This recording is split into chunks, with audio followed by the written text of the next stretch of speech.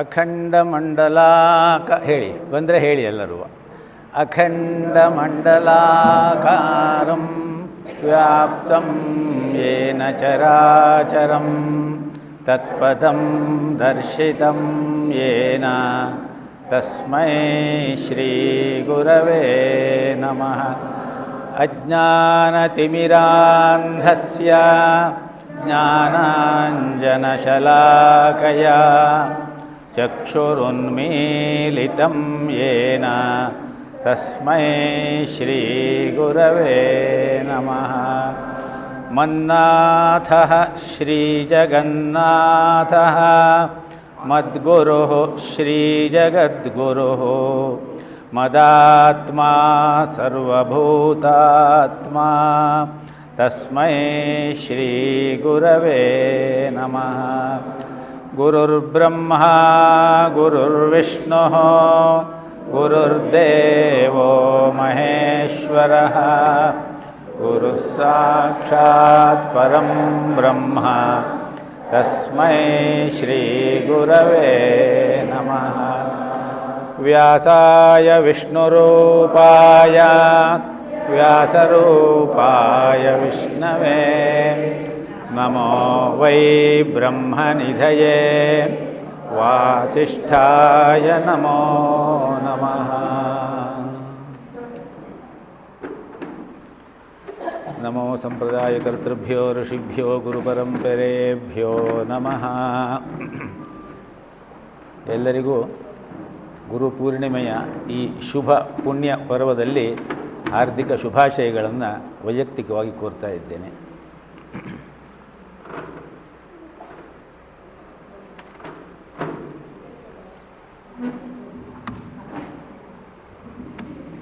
ಕೇಳ್ತಾ ಇದೆಯಲ್ಲ?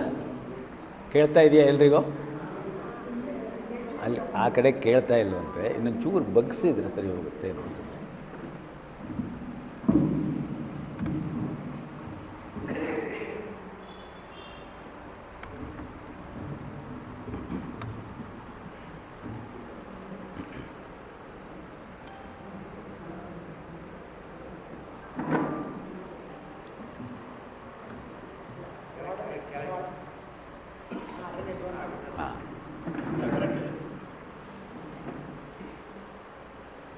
ಕೇಳ್ಬೋದು ಅನಿಸುತ್ತೆ. ಕೇಳ್ತಾ ಇದೆಯಾ? ಹಾಂ, ಕೇಳ್ತಾ ಇದೆ.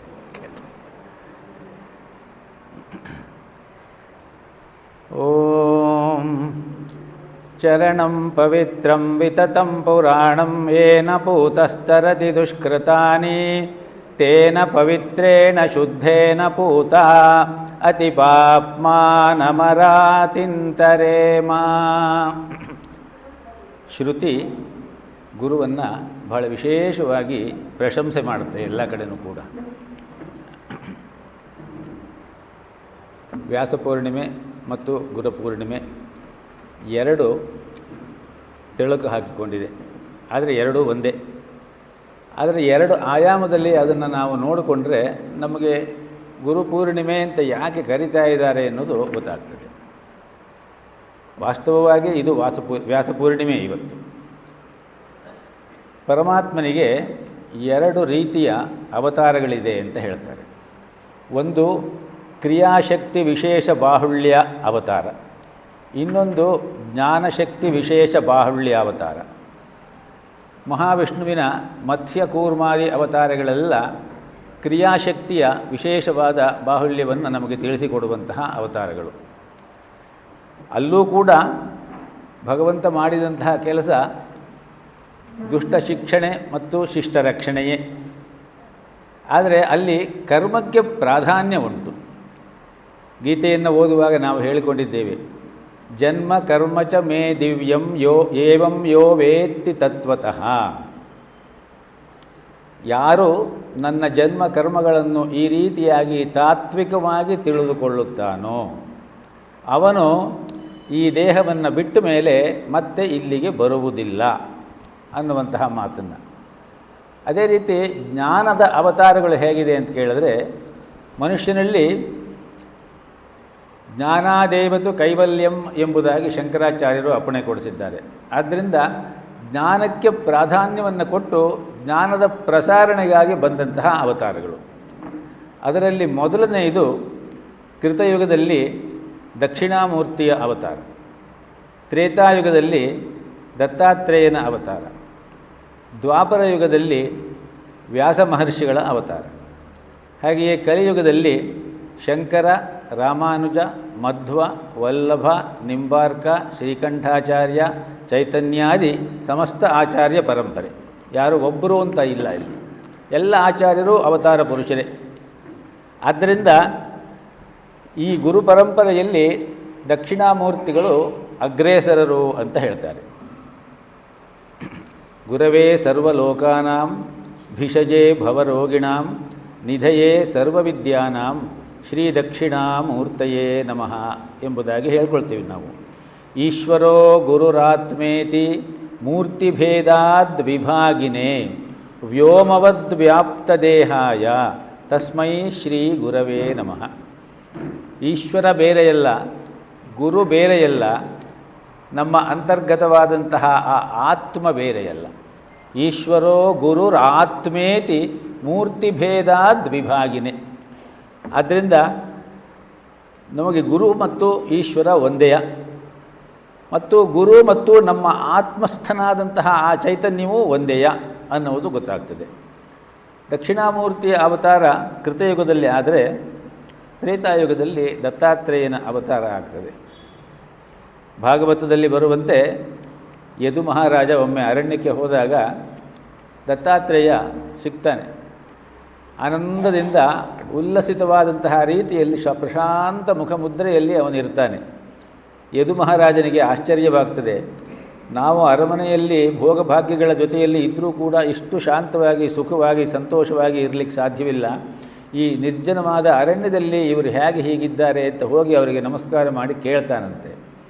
ಅದಕ್ಕೆ ಅವರು ಹೇಳ್ತಾರಂತೆ, ಇಡೀ ಜಗತ್ತೆಲ್ಲವೂ ನನ್ನ ಒಳಗೆಯೇ ಇದೆ ಅನ್ನುವ ಭಾವನೆ ಯಾರಿಗೆ ಬರ್ತದೋ ಅವನು ಸಂತೆಯಲ್ಲೂ ನಿಸ್ಸಂತನಂತೆ ಇರಬಹುದು ಅನ್ನುವಂತಹ ಮಾತನ್ನು ದತ್ತಾತ್ರೇಯ ಹೇಳ್ತಾನೆ. ಹಾಗೆಯೇ ಹಾಗಾದರೆ ನಿಮ್ಮ ಗುರು ಯಾರು, ಈ ಶಿಕ್ಷಣಕ್ಕೆ ನಿಮಗೆ ಕಾರಣರು ಯಾರು ಅಂತ ಕೇಳಿದಾಗ ದತ್ತಾತ್ರೇಯರು ಹೇಳ್ತಾರಂತೆ, ನನಗೆ ಒಟ್ಟು 24 ಗುರುಗಳಿದ್ದಾರಪ್ಪ ಅಂತ ಹೇಳಿ ಭಾಗವತದಲ್ಲಿ 24 ಗುರು ಪರಂಪರೆಯ ವಿಚಾರ ಬರ್ತದೆ. ಅದರಲ್ಲಿ ಒಂದು ಮಗುವೂ ಕೂಡ ನನಗೆ ಗುರು ಅಂತ ಹೇಳಿ, ಪಿಂಗಳ ಅನ್ನುವ ವೇಶ್ಯೆ ನನಗೆ ಗುರು, ಪೃಥ್ವಿ, ಆಕಾಶ, ವಾಯು, ನೀರು, ಜಲ ಎಲ್ಲವುದೂ ನನಗೆ ಗುರುವೇ ಅನ್ನುವಂತಹ ವಿವರಣೆ ಇದೆ ತುಂಬ. ಆ ವಿವರಣೆಯೇನು ಇಲ್ಲಿ ಬೇಕಾಗಿಲ್ಲ. ಹೀಗೆ ದತ್ತಾತ್ರೇಯರು ನಮಗೆ ತ್ರೇತಾಯುಗದಲ್ಲಿ ಗುರುಗಳು ಅಂತ ಇಟ್ಟುಕೊಂಡ್ರೆ, ದ್ವಾಪರ ಯುಗದಲ್ಲಿ ವ್ಯಾಸ ಮಹರ್ಷಿಗಳು ನಮಗೆ ಗುರುಗಳಾಗಿ ಬಂದಿದ್ದಾರೆ. ದ್ವಾಪರಾಂತೆ ಕಲವು ಪ್ರಾರಂಭಕಾಲೇ ಸಂಧಿಕಾಲೇ ವ್ಯಾಸ ಅವತತಾರ ಎನ್ನುವ ಮಾತುಂಟು. ದ್ವಾಪರದ ಕೊನೆಯಲ್ಲಿ ಹಾಗೂ ಕಲಿಯ ಪ್ರಾರಂಭದ ಕಾಲದಲ್ಲಿ ಮಹಾವಿಷ್ಣುವೇ ವ್ಯಾಸನ ರೂಪದಲ್ಲಿ ಅವತರಿಸಿ ಬಂದರು ಅಂತ ಹೇಳಿ. ವ್ಯಾಸರನ್ನು ನಾವು ವಿಶೇಷವಾಗಿ ಯಾಕೆ ಗುರು ಅಂತ ಹೇಳ್ತೀವಿ ಅಂತಂದರೆ, ಆ ಹಂತದಲ್ಲಿ ದ್ವಾಪರದ ಕೊನೆಯಲ್ಲಿ ಕಲಿಯುಗದ ಪ್ರಾರಂಭದಲ್ಲಿ ಕ್ಷೀಣವಾಗ್ತಾ ಇದ್ದಂತಹ ಧರ್ಮ ಪರಂಪರೆಯನ್ನು ಮೇಲಕ್ಕೆ ಎತ್ತಿ ನಿಲ್ಲಿಸಲು ಸಾಧ್ಯವಾಗುವಂತಹ ಜ್ಞಾನ ಪರಂಪರೆಗೆ ಮೂಲವಾದಂತಹ ವೇದಗಳನ್ನು ಆಕಾಶದಿಂದ ಅವರು ಸಂಗ್ರಹ ಮಾಡಿ ಅದನ್ನು 4 ವಿಭಾಗ ಮಾಡಿ ತಮ್ಮ 4 ಜನ ಶಿಷ್ಯರಿಗೆ ಕೊಟ್ಟು ಅದನ್ನು ಮುಂದುವರೆಸಿಕೊಂಡು ಹೋಗಿ. ಕೇವಲ ವೇದ ಅಂದರೆ ಈಗ ನಾವು ಚಾಂಟ್ ಮಾಡುವುದೇ ವೇದ ಅನ್ನುವ ಅರ್ಥದಲ್ಲಿ ಇಲ್ಲ. ಅಲ್ಲಿ ಸಮಸ್ತ ಜ್ಞಾನ ವೇದಗಳನ್ನು 4 ವೇದಗಳನ್ನು ಕೊಟ್ಟಿದ್ದಲ್ಲದೆ ಭಾರತ ಪಂಚಮೋ ವೇದ ಅನ್ನುವ ಮಾತು ಉಂಟು. ಮಹಾಭಾರತದಂತಹ ಅತ್ಯಂತ ಉತ್ಕೃಷ್ಟ ಕೃತಿಯನ್ನು ಕೊಟ್ಟವರು ವ್ಯಾಸ ಮಹರ್ಷಿಗಳು. ವ್ಯಾಸ ಅಂತ ಹೇಳುವವರು ಯಾರು? ವ್ಯಾಸರನ್ನು ದ್ವೈಪಾಯನ ಅಂತ ಹೇಳ್ತಾರೆ, ವ್ಯಾಸರನ್ನು ಬಾದರಾಯಣ ಅಂತ ಹೇಳ್ತಾರೆ, ವ್ಯಾಸರನ್ನು ಕಾನೀನಾ ಅನ್ನುವ ಶಬ್ದದಿಂದಲೂ ಕರೀತಾರೆ, ಪಾರಾಶರ್ಯ ಎನ್ನುವ ಶಬ್ದದಿಂದಲೂ ಕರೀತಾರೆ, ವಾಸಿಷ್ಠ ಅನ್ನುವಂತಹ ಪದದಿಂದಲೂ ಕರೀತಾರೆ. ವ್ಯಾಸಂ ವಸಿಷ್ಠ ನಪ್ತಾರಂ ಶಕ್ತೇ ಪೌತ್ರಮಕಲ್ಮಷಂ ಪರಾಶರಾತ್ಮಜಂ ಒಂದೇ ಶುಕತಾತಂ ತಪೋನಿಧಿಂ. ವ್ಯಾಸರ ಮರಿಮಗ ಶುಕನ ತಂದೆ, ಇದು ಎರಡು ಸೇರಬೇಕಲ್ಲಿ. ವ್ಯಾಸರಲ್ಲ, ವಸಿಷ್ಠರ ಮರಿಮಗ ಮತ್ತು ಶುಕನ ತಂದೆ. ಹಾಗೆ ಒಂದು ಕಡೆ ವಸಿಷ್ಠ ಪರಂಪರೆ, ಇನ್ನೊಂದು ಶುಕಬ್ರಹ್ಮನ ತಂದೆ. ಆದ್ದರಿಂದ ವ್ಯಾಸರ ಮಹತ್ವ ನಮಗೆ ವಿಶೇಷ ಅಂತ ಹೇಳ್ತಾರೆ. ವ್ಯಾಸ ಅನ್ನೋದು ಒಂದು ಹೆಸರಲ್ಲ.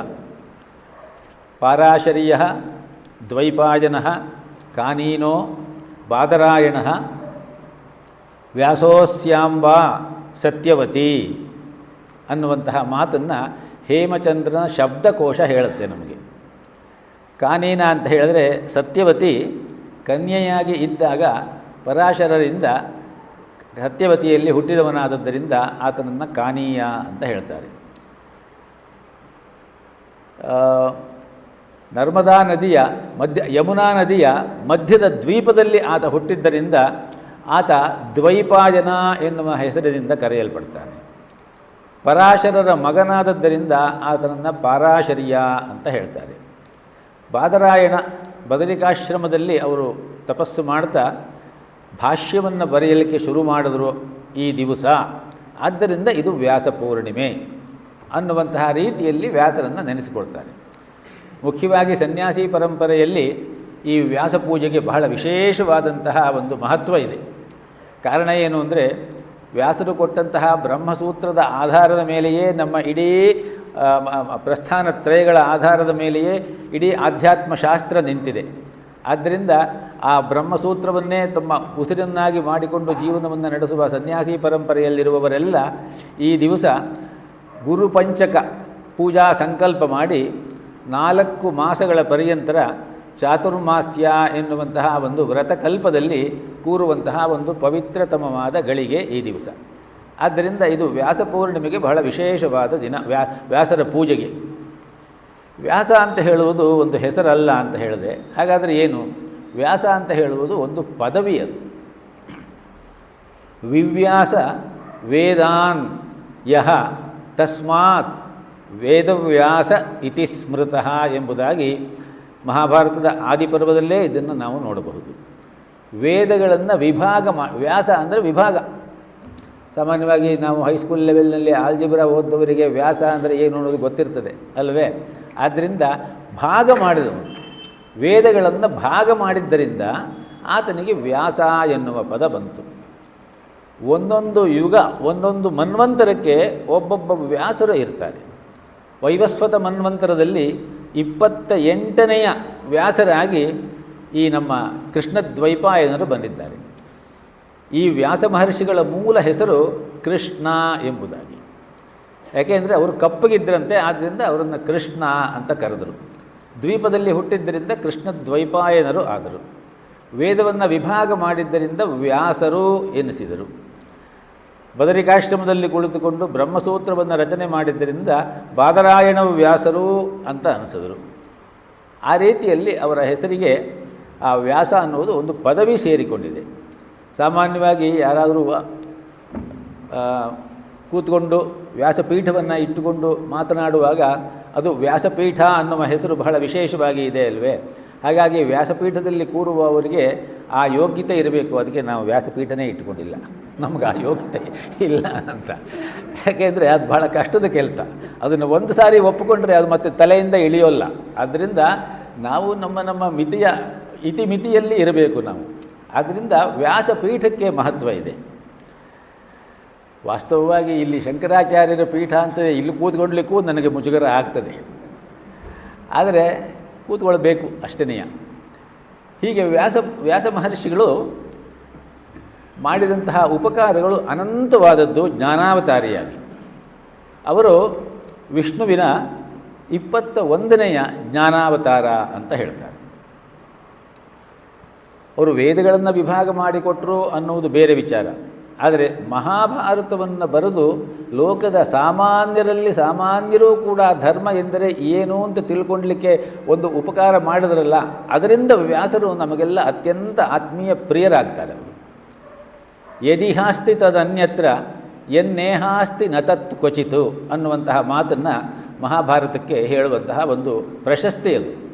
ಧರ್ಮದ ವಿಚಾರವಾಗಿ ತಿಳಿಬೇಕು, ಅಧರ್ಮದ ವಿಚಾರವಾಗಿ ತಿಳಿಬೇಕು ಅಂತ ಅಂದರೆ ಮಹಾಭಾರತವನ್ನು ಓದಬೇಕು.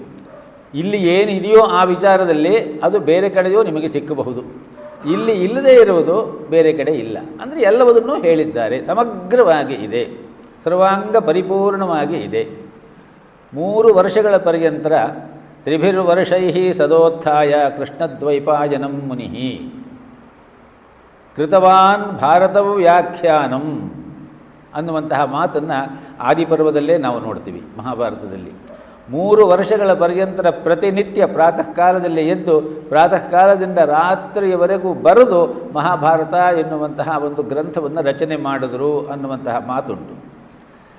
ವಾಸ್ತವವಾಗಿ ಮಹಾಭಾರತ ಅಂತ ಹೇಳುವುದು ಕೇವಲ ವ್ಯಾಸರಿಂದ ರಚಿತವಾದದ್ದು 10,000 ಶ್ಲೋಕಗಳ ಜಯ ಎನ್ನುವಂತಹ ಒಂದು ಗ್ರಂಥ.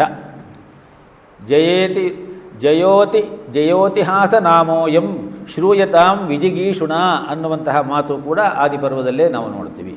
ಜಯ ಎನ್ನುವ ಈ ಇತಿಹಾಸವನ್ನು ಎಲ್ಲರೂ ಕೇಳಬೇಕು ಅಂತ ಹೇಳ್ತಾರಲ್ಲಿ. ಯಾಕೆ ಕೇಳಬೇಕು? ಜಯ ಅಂತ ಯಾಕೆ ಹೆಸರಿಟ್ಟರು? ಪಾಂಡವರಿಗೂ ಕೌರವರಿಗೂ ಯುದ್ಧ ಆಗ್ತದೆ, ಧರ್ಮಕ್ಕೂ ಮತ್ತು ಅಧರ್ಮಕ್ಕೂ ಆದಾಗ ಅಂತಹ ಒಂದು ಕ್ಲ್ಯಾಶ್, ಅದರಲ್ಲಿ ಧರ್ಮ ಗೆಲ್ಲುತ್ತೆ. ಹಾಗಾಗಿ ಧರ್ಮ ಗೆದ್ದು ಈ ಲೋಕದಲ್ಲಿ ಧರ್ಮ ನೆಲೆನಿಲ್ಲಲಿಕ್ಕೆ ಸಾಧ್ಯವಾದಂತಹ ಆ ವಿವರವನ್ನೆಲ್ಲ ಕೊಡುವುದರಿಂದ ಆ ಗ್ರಂಥಕ್ಕೆ ಜಯ ಎನ್ನುವ ಹೆಸರನ್ನೇ ನಾನು ಇಟ್ಟಿದ್ದೇನೆ. ಮಹಾಭಾರತದ ಮಂಗಳ ಶ್ಲೋಕವನ್ನು ನೀವು ಜ್ಞಾಪಿಸಿಕೊಂಡ್ರೆ ನಿಮಗೆ ಗೊತ್ತಾಗ್ತದೆ. ನಾರಾಯಣಂ ನಮಸ್ಕೃತ್ಯ ನರಂಚೈವ ನರೋತ್ತಮಂ ದೇವೀಂ ಸರಸ್ವತೀಂ ವ್ಯಾಸಂ ತಥೋ ಜಯಮುದೀರಯೇತ್. ಜಯವನ್ನು ಹೇಳ್ತಾ ಇದ್ದೇನೆ ನಾನಿಲ್ಲಿ ಅನ್ನುವಂತಹ ಮಾತನ್ನು, ಆ ರೀತಿಯಲ್ಲಿ ಮಹಾಭಾರತ ಅಷ್ಟೊಂದು ಮಹತ್ತಾದಂತಹ ಮಹತ್ವಾದ್ ಭಾರವತ್ವಾಚ್ಚ ಮಹಾಭಾರತ ಮುಚ್ಯತೆ ಅನ್ನುವಂತಹ ಒಂದು ವಿಶೇಷವಾದಂತಹ ಬಿರುದು ಪ್ರಶಸ್ತಿಯೂ ಕೂಡ ಉಂಟು ಮಹಾಭಾರತಕ್ಕೆ. ಅಂತಹ ಉಪಕಾರಗಳನ್ನೆಲ್ಲ ನಮಗೆ ಮಾಡಿದವರು ವ್ಯಾಸ ಮಹರ್ಷಿಗಳು. ಇದು ವ್ಯಾಸರ ಒಂದು ಸ್ಥೂಲವಾದ ಪರಿಚಯ. ವ್ಯಾಸರ ಸ್ಥೂಲ ಪರಿಚಯದ ಜೊತೆಗೆ ಈ ಗುರುವಿನ ವಿಚಾರವೂ ಕೂಡ ನಮಗೆ ಬಹಳ ಚೆನ್ನಾಗಿ ಅಲ್ಲಿ ಬರ್ತದೆ.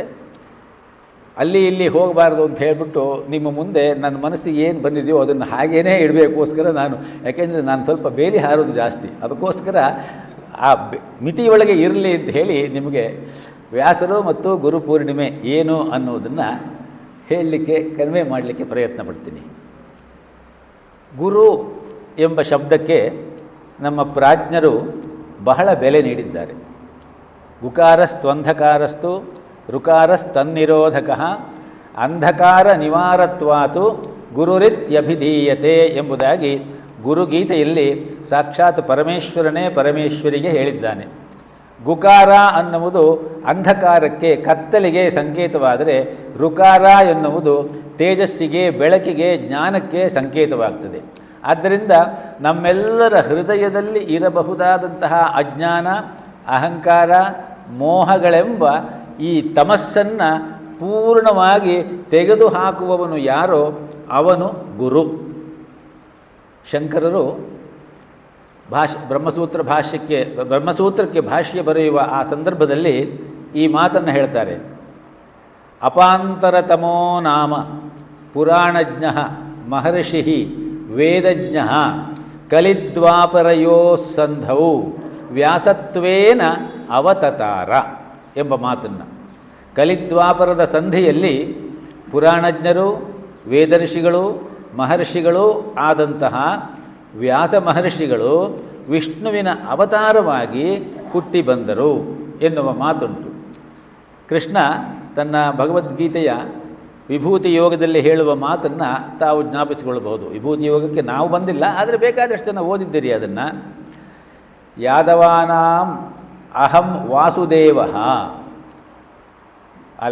ಯಾದವಾನಾಮಲ್ಲ ವೃಷ್ಣೀನಾಂ ಅಹಂ ವಾಸುದೇವ, ಮುನೀನಾಮಪಿ ಅಹಂ ವ್ಯಾಸಃ, ಕವೀನಾಂ ಅಹಂ ಉಶನಾ ಕವಿ ಎನ್ನುವ ಮಾತನ್ನು ಹೇಳ್ತಾನವನು.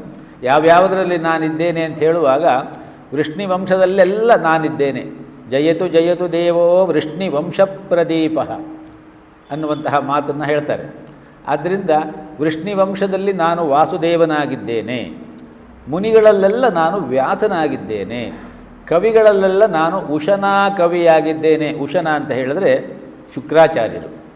ಶುಕ್ರಾಚಾರ್ಯರು ದೇವರ ರಾಕ್ಷಸರ ಗುರುಗಳು. ಬೃಹಸ್ಪತಿಗಿಂತ ಇನ್ನೂ ಒಂದು ಕೈ ಮೇಲು ಅನ್ನುವಂತಹ ವಿದ್ವಾಂಸರು ಕವಿಗಳು. ಅದರಿಂದ ಅವನಲ್ಲಿ ನಾನಿದ್ದೇನೆ ಎನ್ನುವ ಮಾತನ್ನು ಕೃಷ್ಣನೇ ಹೇಳಿದ್ದಾನೆ.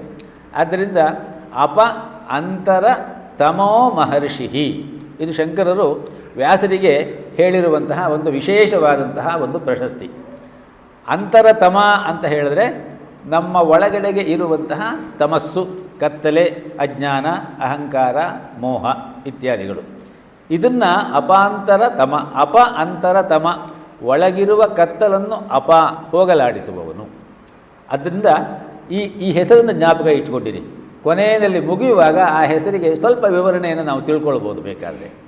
ಹೀಗೆ ಅಜ್ಞಾನದ ಕತ್ತಲೆಯನ್ನು ಕಳೆಯುವ ಗುರು ಎಂದು ಕರೆದಿದ್ದಾರೆ ನಮ್ಮ ಹಿಂದಿನವರು. ಕತ್ತಲಿನಿಂದ ಬೆಳಕಿನೆಡೆಗೆ ಕೈ ಹಿಡಿದು ಕರೆದೊಯ್ಯುವವನೇ ಗುರು. ಗುರು ಹೇಗೂ ಯಾವ ರೂಪದಲ್ಲೂ ಇರಬಹುದು. ವಿಶ್ವವ್ಯಾಪಿ ಚೈತನ್ಯವೇ ಮಾನವ ರೂಪವನ್ನು ತಳೆದು ತಾಯಿಯಾಗಿ, ತಂದೆಯಾಗಿ, ಪಶುರೂಪದಿಂದ, ಪುಸ್ತಕವಾಗಿ, ಪ್ರವಚನವಾಗಿ, ಹೀಗೆ 100 ರೂಪದಿಂದ ಗುರುವಾಗಿ ಬರಬಹುದು. ಹಾಗೆ ಮಾನವ ರೂಪದಿಂದ ಬಂದವರು ತಮ್ಮ ಕೃತಿಯಿಂದ, ತಮ್ಮ ಕರ್ಮಗಳಿಂದ ಶತಶತಮಾನಗಳವರೆಗೆ ನಿಂತು ನಮ್ಮನ್ನು ಗುರುವಾಗಿ, ಮಾರ್ಗದರ್ಶಕರಾಗಿ ಮುನ್ನಡೆಸಬಹುದು. ಒಂದು ಮಾತು ಹೇಳ್ತಾರೆ ನಮ್ಮಲ್ಲಿ ಗುರುವಿನ ವಿಚಾರ ಹೇಳುವಾಗ, ಕಾರುಣ್ಯಾತ್ ಲೋಕಾನ್ ಉದ್ಧರತೆ ಕಾರುಣ್ಯಾತ್ ಶಾಸ್ತ್ರಪಾಣಿನ. ಶಾಸ್ತ್ರವೆಂಬ ಕೈಯಿಂದ ಇಡೀ ಲೋಕದ ಜನರನ್ನು ಅತ್ಯಂತ ಕರುಣಾಮಯಿಯಾಗಿ ಗುರುವಾದವನು ಉದ್ಧಾರ ಮಾಡ್ತಾನೆ ಎನ್ನುವಂತಹ ಮಾತು. ಅಂತಹ ಒಬ್ಬ ಪರಮಶ್ರೇಷ್ಠ ಜ್ಞಾನಿ ವ್ಯಾಸ ಮಹರ್ಷಿಗಳು. 4 ವೇದಗಳನ್ನು ಸಂಕಲಿಸಿ ಸಂಪಾದಿಸಿ ಜಗತ್ತಿಗಿತ್ತ ಮಹಾನ್ ಆತ್ಮ ವ್ಯಾಸ ಮಹರ್ಷಿ. ವ್ಯಾಸ ಮಹರ್ಷಿಗಳ ವ್ಯಕ್ತಿತ್ವದ ಮಗ್ಗುಲುಗಳನ್ನು ನಾವು ಗಮನಿಸಿದರೆ ಆ ಜ್ಞಾನದ ಪ್ರಭೆಯ ಮುಂದೆ ನಮ್ಮ ಕಣ್ಣು ಮುಚ್ಚಿದಂತಾಗಿ ಮೂಕ ವಿಸ್ಮಿತರಾಗಿ ನಾವು ನಿಲ್ಲುವಂತೆ ಆಗುತ್ತದೆ. ವ್ಯಾಸೋಚ್ಛಿಷ್ಟಂ ಜಗತ್ಸರ್ವಂ ಅನ್ನುವಂತಹ ಒಂದು ಮಾತನ್ನು ತಾವು ಕೇಳಿರಬಹುದು. ಜಗತ್ತಿನಲ್ಲಿ ಇರುವ ಜ್ಞಾನವೆಲ್ಲವೂ ಕೂಡ ವ್ಯಾಸರು ತಿಂದು ಬಿಟ್ಟ ಎಂಜಲು. ಅಂದರೆ ಅದರ ಅರ್ಥ ಏನು?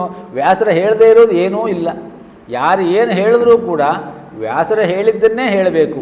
ಆದ್ದರಿಂದ ನಮ್ಮಂಥವರು ವ್ಯಾಸಪೀಠದಲ್ಲಿ ಕೂರುವಾಗ ಅದನ್ನು ಹೇಳುವಾಗ ಎಷ್ಟು ಹುಷಾರಾಗಿರಬೇಕು ಅಂದರೆ DVGಯವರ ಒಂದು ಮಾತನ್ನು ಮತ್ತೆ ಮತ್ತೆ ನೆನೆಸ್ಕೊಳ್ಬೇಕು. ನಿನಗಾರು ಗುರುವಹರು ನೀನೊಬ್ಬ ತಬ್ಬಲಿಗ, ಕೆಳದಿ ಸಿಕ್ಕಿದ ಎಂಜಲುಣ್ಣುತ ದಿನವ ಕಳೆ, ಗುರು ಶಿಷ್ಯ ಪಟ್ಟಗಳು ನಿನಗೇಕೋ, ನಿನಗೆ ನೀನೇ ಗುರುವೋ ಎಂಬ ಮಾತನ್ನು ಹೇಳ್ತಾರೆ ಅವರು. ಈ ವಿನಮ್ರತೆ ಇಲ್ಲದೆ ಹೋದರೆ ವ್ಯಾಸಪೀಠ ವ್ಯರ್ಥವಾಗಿ ಹೋಗ್ತದೆ. ಆದ್ದರಿಂದ ವ್ಯಾಸ ಮಹರ್ಷಿಗಳ ವ್ಯಕ್ತಿತ್ವದ ಮಗ್ಗುಲಗಳನ್ನು ನಾವು ಗಮನಿಸಿದರೆ ಆ ಜ್ಞಾನದ ಪ್ರಭೆಯ ಮುಂದೆ ನಮ್ಮ ಕಣ್ಣು ಮುಚ್ಚಿದಂತಾಗಿ ಮೂಕ ವಿಸ್ಮಿತರಾಗಿ ನಿಲ್ಲುವಂತೆ ಆಗುತ್ತದೆ. ವೇದಗಳ ಸಂಕಲನಕಾರ ಮತ್ತು ಸಂಪಾದಕ, ಮಹಾಭಾರತ ಮಹಾಕಾವ್ಯವನ್ನು ರಚಿಸಿದ ಸದ್ಧರ್ಮಾಚರಣ ಪ್ರತಿಪಾದಕ ಮಹಾಕವಿ, ಭಾಗವತವನ್ನು ರಚಿಸಿದ ಕೃಷ್ಣ ಪ್ರೇಮ ಪ್ರತಿಪಾದಕ ಭಾಗವತೋತ್ತಮ, ಆಧ್ಯಾತ್ಮದ ಬೆನ್ನೆಲುಬು ಎನ್ನಿಸಿಕೊಂಡಿರುವ ವೇದಾಂತದ ಮೂಲ ಗ್ರಂಥವೆನಿಸಿರುವ ಬ್ರಹ್ಮಸೂತ್ರದ ರಚನಾಕಾರ, ಪ್ರತಿದ್ವಾಪರಾಂತ್ಯದಲ್ಲಿ ಬರುವ ವ್ಯಾಸ ಇನ್ವರ್ಟೆಡ್ ಕಾಮ ವ್ಯಾಸ ಪದವಿಯನ್ನು ಹೊಂದಿ ಜಗತ್ತಿನ ಜನರಿಗೆ ಜ್ಞಾನವನ್ನು ಅನುಗ್ರಹಿಸುವ ಮೂಲಕ ಉಪಕಾರ ಮಾಡಿದ ಕೃಷ್ಣದ್ವೈಪಾಯನರ ವ್ಯಕ್ತಿತ್ವ ಲೋಕೋತ್ತರವಾದದ್ದು. ಇವರು ಕವಿ, ಮನೀಷಿ, ತಪೋನಿಧಿ, ಬ್ರಹ್ಮಸೂತ್ರಕಾರ ಹಾಗೂ ಲೋಕಪ್ರೇಮದ ಸಾಕಾರ ಮೂರ್ತಿ.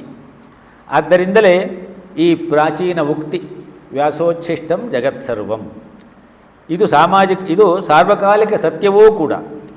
ಗುರುಪೂರ್ಣಿಮೆಯ ಈ ಶುಭ ಅವಸರದಲ್ಲಿ ನಮ್ಮೊಳಗಿನ ಬ್ರಹ್ಮಚೈತನ್ಯದ ಬಾಹ್ಯ ರೂಪವೇ ಗುರು ಎಂಬುದನ್ನು ನಮಗೆ ಮನಗಾಣಿಸಿಕೊಟ್ಟ ಈ ಅಜ್ಞಾನ ತಮೋಪಹಾರಕ ಗುರುಶ್ರೇಷ್ಠರನ್ನು ಕೃತಜ್ಞತೆಯಿಂದ ನೆನೆಯಬೇಕಾದದ್ದು ನಮ್ಮ ಪರಮ ಕರ್ತವ್ಯ. ವ್ಯಾಸಾಯ ವಿಷ್ಣುರೂಪಾಯ ವ್ಯಾಸರೂಪಾಯ ವಿಷ್ಣವೇ ನಮೋ ವೈ ಬ್ರಹ್ಮನಿಧಯೇ ವಾಸಿಷ್ಠಾಯ ನಮೋ ನಮಃ. ಅಚತುರ್ವದನೋ ಬ್ರಹ್ಮ ದ್ವಿಬಾಹುರಪರೋ ಹರಿಃ ಅಫಾಲಲೋಚನ ಶಂಭು ಭಗವಾನ್ ಬಾದರಾಯಣಃ. 4 ಮುಖಗಳಿಲ್ಲ, ಆದರೆ ಎಲ್ಲ ಸದ್ವಿದ್ಯೆಯನ್ನು ಸಜ್ಞಾನವನ್ನು ಸೃಷ್ಟಿ ಮಾಡಿದ ಚತುರ್ಮುಖ ಬ್ರಹ್ಮ. ಆತನಿಗೆ 4 ಕೈಗಳಿಲ್ಲ, ಆದರೂ ಕೂಡ ಎಲ್ಲ ದುಷ್ಟರನ್ನೂ ಕೂಡ ತನ್ನ ಜ್ಞಾನವನ್ನೇ ಆಯುಧವನ್ನಾಗಿ ಮಾಡಿಕೊಂಡು ತೆಗೆದುಹಾಕಿದ ಮಹಾವಿಷ್ಣು. ಎಲ್ಲ ದುಷ್ಪ್ರವೃತ್ತಿಯನ್ನು ಕೂಡ ಅಜ್ಞಾನವನ್ನೆಲ್ಲ ಅಪಹರಣ ಮಾಡಿದ ಸಾಕ್ಷಾತ್ ಫಾಲಲೋಚನನಾದ ಶಂಭು. ಇದು ವ್ಯಾಸರಿಗೆ ಬಂದಿರುವಂತಹ ಒಂದು ಪದವಿ.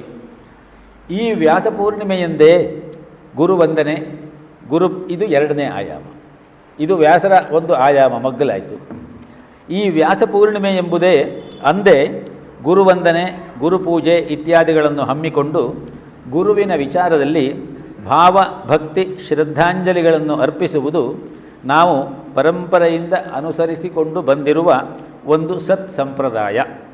ಇದರ ಹಿನ್ನೆಲೆಯಲ್ಲಿ ಒಂದು ಸಾಂಕೇತಿಕತೆಯನ್ನು ಬಲ್ಲವರು ಹೇಳುತ್ತಾರೆ. ಇಡೀ ವಿಶ್ವವನ್ನೇ ಗುರುಸ್ವರೂಪವೆಂದು ನಾವು ಕಾಣಬೇಕು. ಈ ಸೃಷ್ಟಿಯ ಪ್ರತಿ ವಸ್ತುವಿನಲ್ಲಿಯೂ ನಮ್ಮನ್ನು ಕೈ ಹಿಡಿದು ನಡೆಸುವ ಗುರುವಿನ ಕರವನ್ನು, ನಮ್ಮನ್ನು ಎಚ್ಚರಿಸುವ ಗುರುವಿನ ಆ ಧ್ವನಿಯನ್ನು, ಸ್ಪರ್ಶ ಮಾತ್ರದಿಂದ ಜ್ಞಾನವನ್ನು ಉಂಟು ಮಾಡುವ ಗುರುವಿನ ಅವ್ಯಕ್ತ ಹಸ್ತವನ್ನು ಕಾಣಬೇಕು. ಆಗ ನಮ್ಮ ಹೊಸ ದೃಷ್ಟಿಯ ಮುಂದೆ ಇಡೀ ವಿಶ್ವವೇ ಬದಲಾಗಿ ನಿಲ್ಲುತ್ತದೆ. ಗುರು ದತ್ತಾತ್ರೇಯರು ಹೇಳಿದ ಮಾತನ್ನು ಆಗಲೇ ನಾನು ಹೇಳಿದೆ. ಗುರು ದತ್ತಾತ್ರೇಯರು ಆತ್ಮನೇ ತಮ್ಮ ಗುರುವಾದರೂ 24 ಬೇರೆ ಬೇರೆ ಮೂಲಗಳಿಂದ ತಾವು ಜ್ಞಾನವನ್ನು ಪಡೆದುದರಿಂದ ಅವೆಲ್ಲವೂ ಕೂಡ ತಮ್ಮ ಗುರುಗಳೆಂದೇ ತಿಳಿಸಿದ್ದಾರೆ. ಒಂದು ಮಗು ಕೂಡ ತಮ್ಮ ಗುರು ಎಂದು ತಿಳಿಸುತ್ತಾ, ತಾಯಿಯ ಮಡಿಲಿನಲ್ಲಿ ಮೊಲೆಯುಣ್ಣುವ ಕೂಸು ಎಲ್ಲ ಬಗೆಯ ಕಾಳಜಿ, ಕಾತುರ, ಚಿಂತೆಗಳಿಂದ ಮುಕ್ತವಾಗಿ ಪ್ರಸನ್ನತೆಯಿಂದ ಹೇಗಿರುತ್ತದೆಯೋ ಹಾಗೆ ಇರುವ ಭಾವವನ್ನು ನಾನು ಆ ಮಗುವಿನಿಂದ ಕಲಿತೆ ಎಂಬುದಾಗಿ ದತ್ತಾತ್ರೇಯರು ಹೇಳುತ್ತಾರೆ. ಗುರು ಅನ್ನುವ ಮಾತಿಗೆ ನಮ್ಮ ಹಿಂದಿನಿಂದ ತುಂಬ ವಿಶೇಷವಾದ ಪ್ರಾಮುಖ್ಯತೆಯನ್ನು ಕೊಟ್ಟಿದ್ದಾರೆ. ಸಂತತಿ ದ್ವಿವಿಧ ಅಂತ ಒಂದು ಮಾತುಂಟು ನಮ್ಮಲ್ಲಿ ಆರ್ಷ ಪರಂಪರೆಯಲ್ಲಿ. ಸಂತತಿ ದ್ವಿವಿಧ, ಪಿತಾ ಪುತ್ರಶ್ಚೇತಿ, ಗುರು ಶಿಷ್ಯಶ್ಚೇತಿ ಎನ್ನುವ ಮಾತು. 2 ರೀತಿಯ ಸಂತತಿಗಳು ಈ ಪ್ರಪಂಚದಲ್ಲಿ ಉಂಟು. ಒಂದು ತಂದೆ ಮತ್ತು ಮಕ್ಕಳು, ಸಹಜವಾಗಿ ಅದು ಬಯಲಾಜಿಕಲ್ ಸಂಬಂಧ. ಅದೇ ರೀತಿ ಗುರು ಮತ್ತು ಶಿಷ್ಯ ಪರಂಪರೆ, ಅದು ಕೇವಲ ಬಯಲಾಜಿಕಲ್ಲ, ಅಲ್ಲಿ ಇಂಟಲೆಕ್ಚುಯಲ್ ಸಂಬಂಧ ಇರುತ್ತದೆ. ಅಲ್ಲಿ ತಂದೆ ಮತ್ತು ಮಕ್ಕಳ ಸಂಬಂಧ ಒಂದು ಜನ್ಮಕ್ಕೆ ಮುಗಿದು ಹೋಗುತ್ತದೆ. ಆದರೆ ಗುರು ಶಿಷ್ಯರ ಸಂಬಂಧ ಒಂದು ಜನ್ಮಕ್ಕೆ ಮುಗಿಯುವಂಥದ್ದಲ್ಲ, ಅದು ಜನ್ಮಾಂತರಕ್ಕೂ ಕರೆದುಕೊಂಡು ಹೋಗ್ತದೆ ಅದು.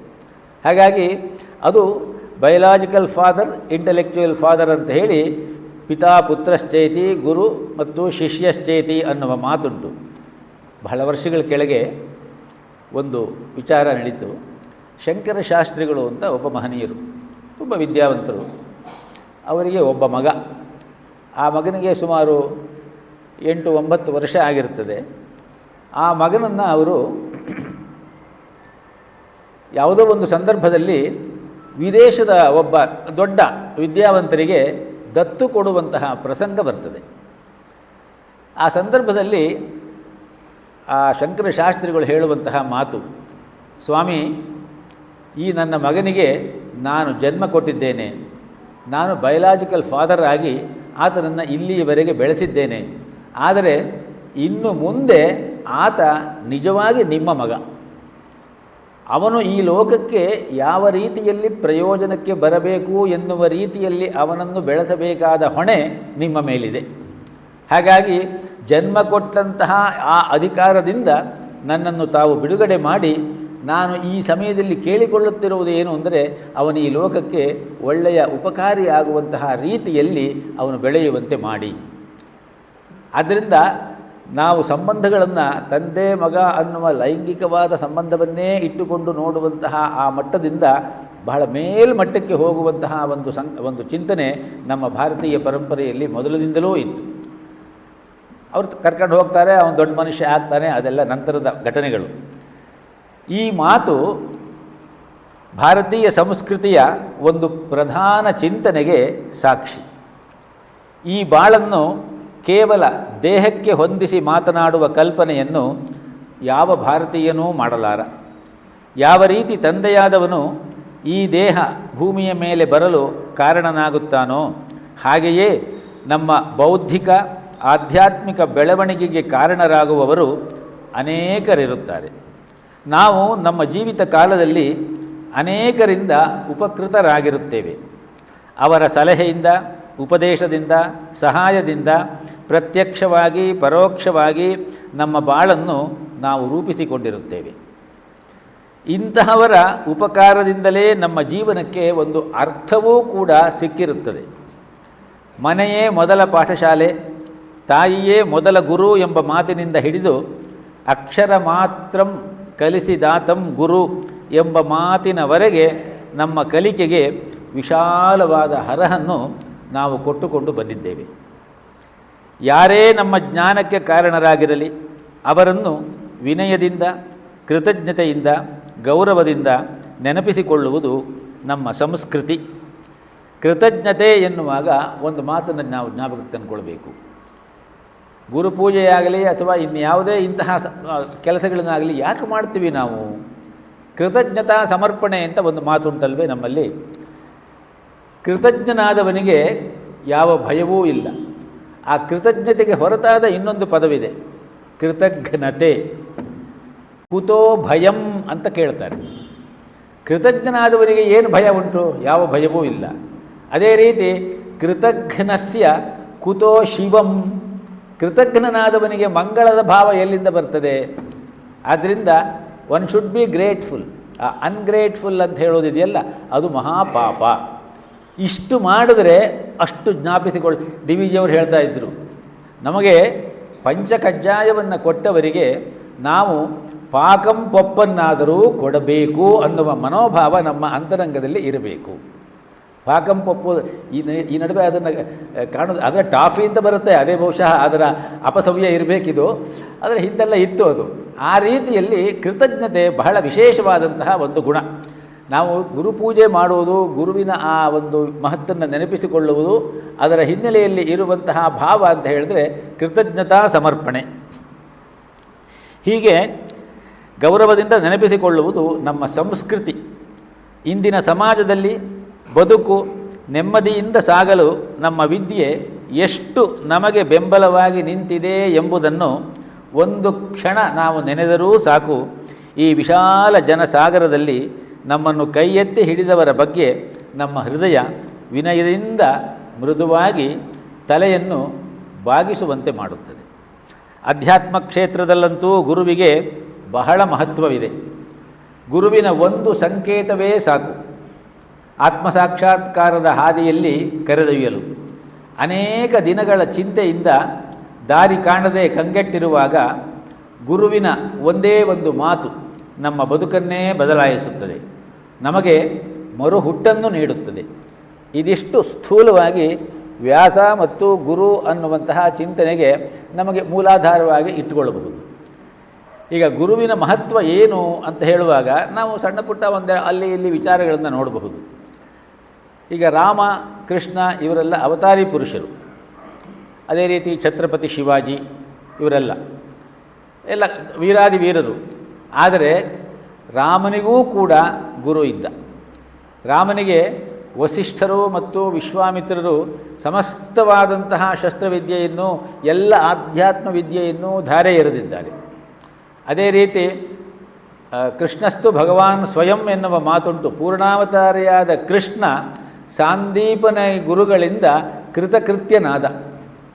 ಆದ್ದರಿಂದ ನಮ್ಮ ಭಾರತೀಯ ಸಂಸ್ಕೃತಿ ಒಂದು ರೀತಿಯ ಸಂಚಲನದಲ್ಲಿ ಇದ್ದಾಗ, ಮೊಘಲರ ಆಕ್ರಮದ ಒಂದು ದಬ್ಬಾಳಿಕೆಯಿಂದ, ದಮನಕಾರಿಯಾದಂತಹ ದಬ್ಬಾಳಿಕೆಯಿಂದ ನಲುಗುತ್ತಿದ್ದಾಗ, ಹಾಗೂ ಆ ನಂತರದ ಪಾಶ್ಚಾತ್ಯರ ಪ್ರಭಾವದಿಂದ ನಮ್ಮ ಧರ್ಮವೆಲ್ಲ ಅಲ್ಲಟ ಪಲ್ಲಟವಾಗುತ್ತಿದ್ದಾಗ ಶಿವಾಜಿ ಮಹಾರಾಜರನ್ನು ಬಡಿದೆಬ್ಬಿಸಲು ಸಮರ್ಥ ರಾಮದಾಸರು ಬರುತ್ತಾರೆ ಗುರುಗಳಾಗಿ.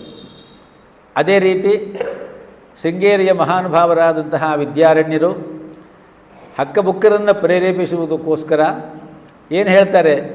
7 ಸಾಯಣ ಕಟ್ಟು ಗ್ರಂಥವ ಹೊರಡು ಪಂಪಾ ಕ್ಷೇತ್ರಕ್ಕೆ ಅನ್ನುವಂತಹ ಒಂದು ಉದ್ಬೋಧಕವಾದ ಮಾತನ್ನು ಆಡುವುದನ್ನು ನಾವು ನೋಡಬಹುದು.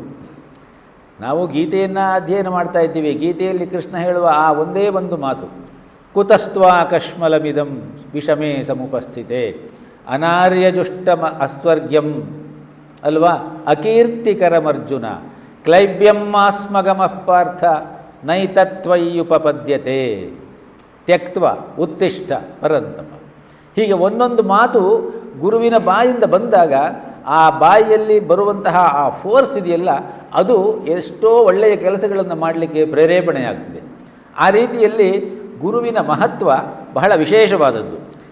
ಈಗ ನಾವು ಹೇಳಿಕೊಂಡಂತೆ ಗುರು ಅಂತ ಹೇಳುವವನು ಆ ಮೇಲ್ಮಟ್ಟದಲ್ಲೇ ಇದ್ದರೂ ಕೂಡ ನಾವು ಬೇರೆ ಎಲ್ಲ ಗುರುಗಳನ್ನು ನೆನೆಸಿಕೊಳ್ಳಬೇಕು ಅನ್ನುವುದನ್ನು ಕೂಡ ವಿಚಾರ ಮಾಡಿದ್ವಿ. ಗುರುಗಳಲ್ಲಿ ಹಂತ ಹಂತವಾಗಿ ಎಷ್ಟು ಜನ ಗುರುಗಳು ಇರ್ತಾರೆ.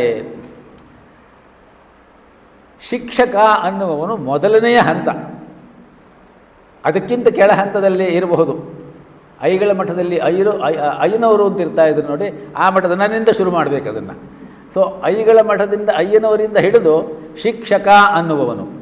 ಶಿಕ್ಷಣ, ಶಿಕ್ಷೆ ಎಂದರೆ ಕಲಿಯುವುದು, ಕಲಿಸುವವ ಶಿಕ್ಷಕ. ತಾನು ಮೊದಲು ಕಲಿತಿರಬೇಕು, ಆಮೇಲೆ ಅದನ್ನು ಇತರರಿಗೆ ಕಲಿಸಬೇಕು. ಆದರೆ ಎಷ್ಟೋ ಸಲ ಚೆನ್ನಾಗಿ ಕಲಿತವರಿಗೆ ಕಲಿಸಲು ಬರುವುದಿಲ್ಲ, ಚೆನ್ನಾಗಿ ಕಲಿಸಬಲ್ಲವರು ಸರಿಯಾಗಿ ಕಲಿತಿರುವುದಿಲ್ಲ. ಈ ಎರಡರಲ್ಲೂ ನುರಿತವನನ್ನು ಶಿಕ್ಷಕನನ್ನಾಗಿ ನೇಮಿಸಬೇಕು ಎಂಬುದಾಗಿ ಕಾಳಿದಾಸ ಬಹಳ ಸುಂದರವಾಗಿ ಹೇಳ್ತಾನೆ. ಶ್ಲಿಷ್ಟಾಕ್ರಿಯಾ ಕಸ್ಯಚಿದಾತ್ಮ ಸಂಸ್ಥಾ ಸಂಕ್ರಾಂತಿರನ್ಯಸ್ಯ ವಿಶೇಷಯುಕ್ತ ಯಸ್ಯೋಭಯಂ ಸಾಧು ಸ ಶಿಕ್ಷಕಾಣಾಂ ಧುರಿ ಪ್ರತಿಷ್ಠಾಪಯಿತವ್ಯ ಏವ. ಇದು ಕಾಳಿದಾಸ ಮಾಳವಿಕಾಗ್ನಿಮಿತ್ರ ಎನ್ನುವ ನಾಟಕದಲ್ಲಿ ಹೇಳುವುದು. ಸರಿಯಾಗಿ ತಿಳ್ಕೊಂಡಿರಬೇಕು, ತಿಳಿದದ್ದನ್ನು ಸರಿಯಾದ ರೀತಿಯಲ್ಲಿ ಕನ್ವೆ ಮಾಡುವಂತಹ ಆ ಒಂದು ಕಲೆಯೂ ಇರಬೇಕು. ಅಂತಹವರನ್ನು ಶಿಕ್ಷಕರನ್ನಾಗಿ ನೇಮಿಸಬೇಕು. ಆದರೆ ಇವತ್ತು ವಾಚಾರಂಭಣ ಮಾಡುವವರು ತುಂಬ ಜನರನ್ನು ನಾವು ನೋಡಬಹುದು. ಆದರೆ ಆಳಕ್ಕೆ ಹೋದಾಗ ಅಲ್ಲಿ ಹುರುಳಿರುವುದಿಲ್ಲ. ಅಂಥವರಿಂದ ನಾವು ಏನನ್ನೂ ನಿರೀಕ್ಷಣೆ ಮಾಡಲಿಕ್ಕೆ ಸಾಧ್ಯವಿಲ್ಲ. ಇನ್ನು ಎರಡನೆಯ ಆ ಹಂತದಿಂದ ಮೇಲಕ್ಕೆ ಹೋದರೆ ಅಧ್ಯಾಪಕ. ವಿಷಯವನ್ನು ಸರಿಯಾದ ರೀತಿಯಲ್ಲಿ ಮನದಟ್ಟು ಮಾಡಿಸುವವ ಅಧಿಆಪಕ. ಈ ಶಬ್ದಕ್ಕೆ ಪ್ರಾ ಎಂಬ ಉಪಸರ್ಗವನ್ನೂ ಸೇರಿಸಿದಾಗ ಅದು ಪ್ರಾಧ್ಯಾಪಕ ಎಂದಾಗುತ್ತದೆ, ಪ್ರೊಫೆಸರ್. ಪ್ರವಾಚಕ ಎಂಬ ಅರ್ಥದಲ್ಲಿಯೂ ಅದನ್ನು ಬಳಸುತ್ತಾರೆ. ಆ ನಂತರದ್ದು ಉಪಾಧ್ಯಾಯ. ಉಪ ಅಧ್ಯಾಯ, ಹೆಚ್ಚು ಕಲಿತವನು. ಯಾರ ಬಳಿಗೆ ವಿದ್ಯಾರ್ಥಿಗಳು ತಾವೇ ಹೋಗಿ ಕಲಿತುಕೊಂಡು ಬರುತ್ತಾರೋ ಅವನು ಉಪಾಧ್ಯಾಯ. ಈ ಅರ್ಥದಲ್ಲಿ ಹಿಂದೆ ಮಹೋಪಾಧ್ಯಾಯ, ಮಹಾಮಹೋಪಾಧ್ಯಾಯ, PhD ಪದವಿ ಇದೆಲ್ಲ ಉಂಟಲ್ಲ, ಈ ಎಲ್ಲ ಬಿರುದುಗಳನ್ನು ನೀಡಿ ಶ್ರೇಷ್ಠ ಉಪಾಧ್ಯಾಯರನ್ನು ಗುರುತಿಸುತ್ತಿದ್ದರು. ಆದರೆ ಹೊಟ್ಟೆಪಾಡಿಗಾಗಿ ಯಾವುದಾದರೂ ಶಾಸ್ತ್ರದ ಭಾಗವನ್ನು ಅಥವಾ ವೇದಾಂಗಗಳನ್ನು ಕಲಿಸುವವನಿಗೆ ಉಪಾಧ್ಯಾಯ ಎಂಬ ಶಬ್ದವನ್ನು ಮನುಸ್ಮೃತಿ ಗೊತ್ತು ಮಾಡಿದೆ. ಆದರೆ ಅದರಲ್ಲಿ ಯಾವುದೇ ರೀತಿಯ ಹುರುಳಿಲ್ಲ. ಕಾಳಿದಾಸ ಮತ್ತೆ ಹೇಳ್ತಾನೆ ಇನ್ನೊಂದು ನಾಟಕದಲ್ಲಿ, ಗುಣದಾಸ ಎನ್ನುವಂತಹ ಪಾತ್ರದ ಮೂಲಕ, ಯಸ್ಯಾಗಮಂ ಕೇವಲ ಜೀವಿಕಾಯೈ ತಂ ಜ್ಞಾನಪಣ್ಯಂ ವಣಿಜಂ ವದಂತಿ ಎಂಬ ಮಾತನ್ನು. ಯಾರ ಆಗಮ, ಆಗಮ ಅಂದರೆ ವೇದಶಾಸ್ತ್ರಗಳು, ಯಾರ ಆಗಮ ಅಂದರೆ ವೇದಶಾಸ್ತ್ರಗಳು ಕೇವಲ ಜೀವನ ಮಾಡಲಿಕ್ಕಾಗಿ, ಸಂಪಾದನೆ ಮಾಡಲಿಕ್ಕಾಗಿಯೇ ಇದೆಯೋ ಅವನನ್ನು ಜ್ಞಾನ ಮಾರುವವನು ಎಂಬುದಾಗಿ ಕರೆಯುತ್ತಾರೆ ಹೊರತು ಅವನನ್ನು ಬೇರೆ ಯಾವುದೇ ಶಬ್ದಗಳಿಂದ ಕರೆಯಲು ಸಾಧ್ಯವಿಲ್ಲ. ಇದು ಕಾಳಿದಾಸನ ಮಾತು. ಇನ್ನು ಅದಾದ ಮೇಲೆ ದೇಶಿಕ ಅಂತ ಒಂದು ಪದ ಉಂಟು. ನಿರ್ದಿಷ್ಟ ಸ್ಥಳದಲ್ಲಿ ಇರುವವನು, ದಾರಿ ತೋರಿಸುವವನು, ಆಧ್ಯಾತ್ಮಿಕ ಮಾರ್ಗದರ್ಶಿ ಎಂಬ ಅರ್ಥದಲ್ಲಿ ಈ ಶಬ್ದವನ್ನು ಬಳಸುತ್ತಾರೆ. ಶಾಂತಿನಿಕೇತನದಲ್ಲಿ ದೇಶಿಕೋತ್ತಮ ಎನ್ನುವಂತಹ ಒಂದು ಪ್ರಶಸ್ತಿಯನ್ನೂ ಕೊಡ್ತಾರೆ ಒಳ್ಳೆಯ ವಿದ್ವಾಂಸರಿಗೆ.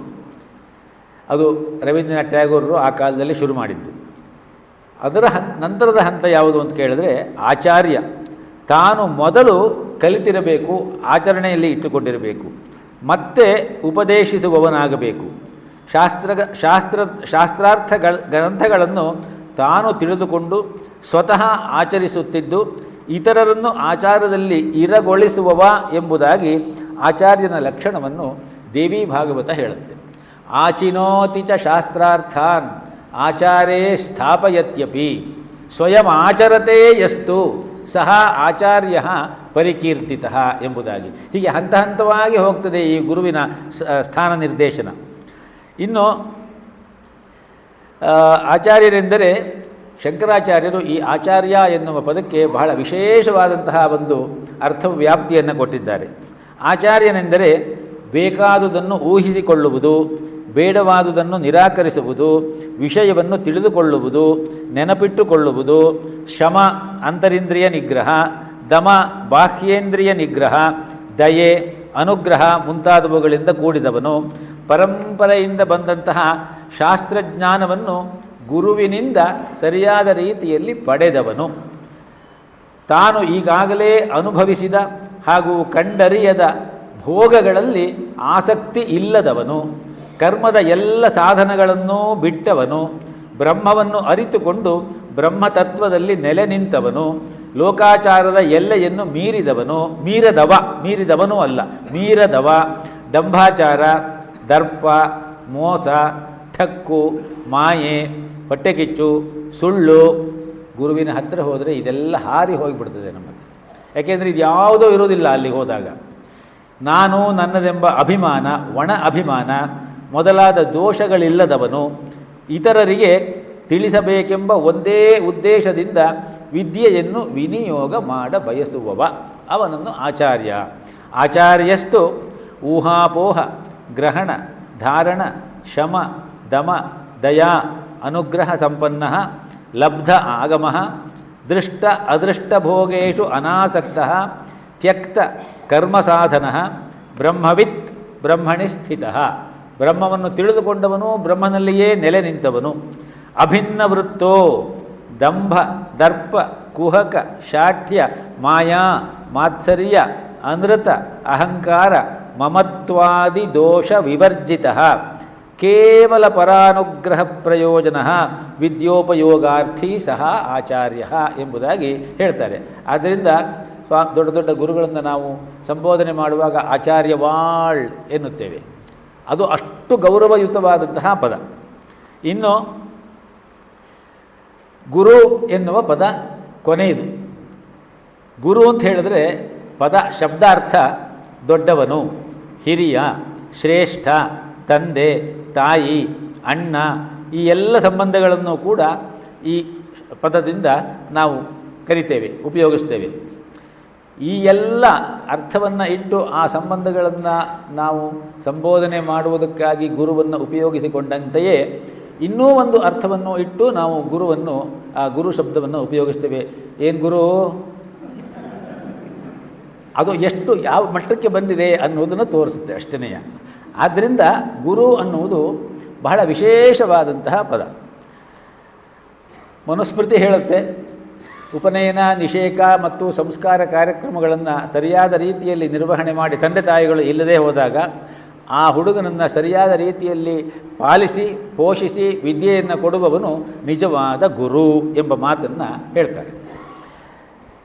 ಗುಕಾರ ಅಂಧಕಾರ ಹೇಳ್ಕೊಂಡ್ವಿ ನಾವು. ರುಕಾರ ಎಂದರೆ ಪ್ರಕಾಶ, ತೇಜಸ್ಸು.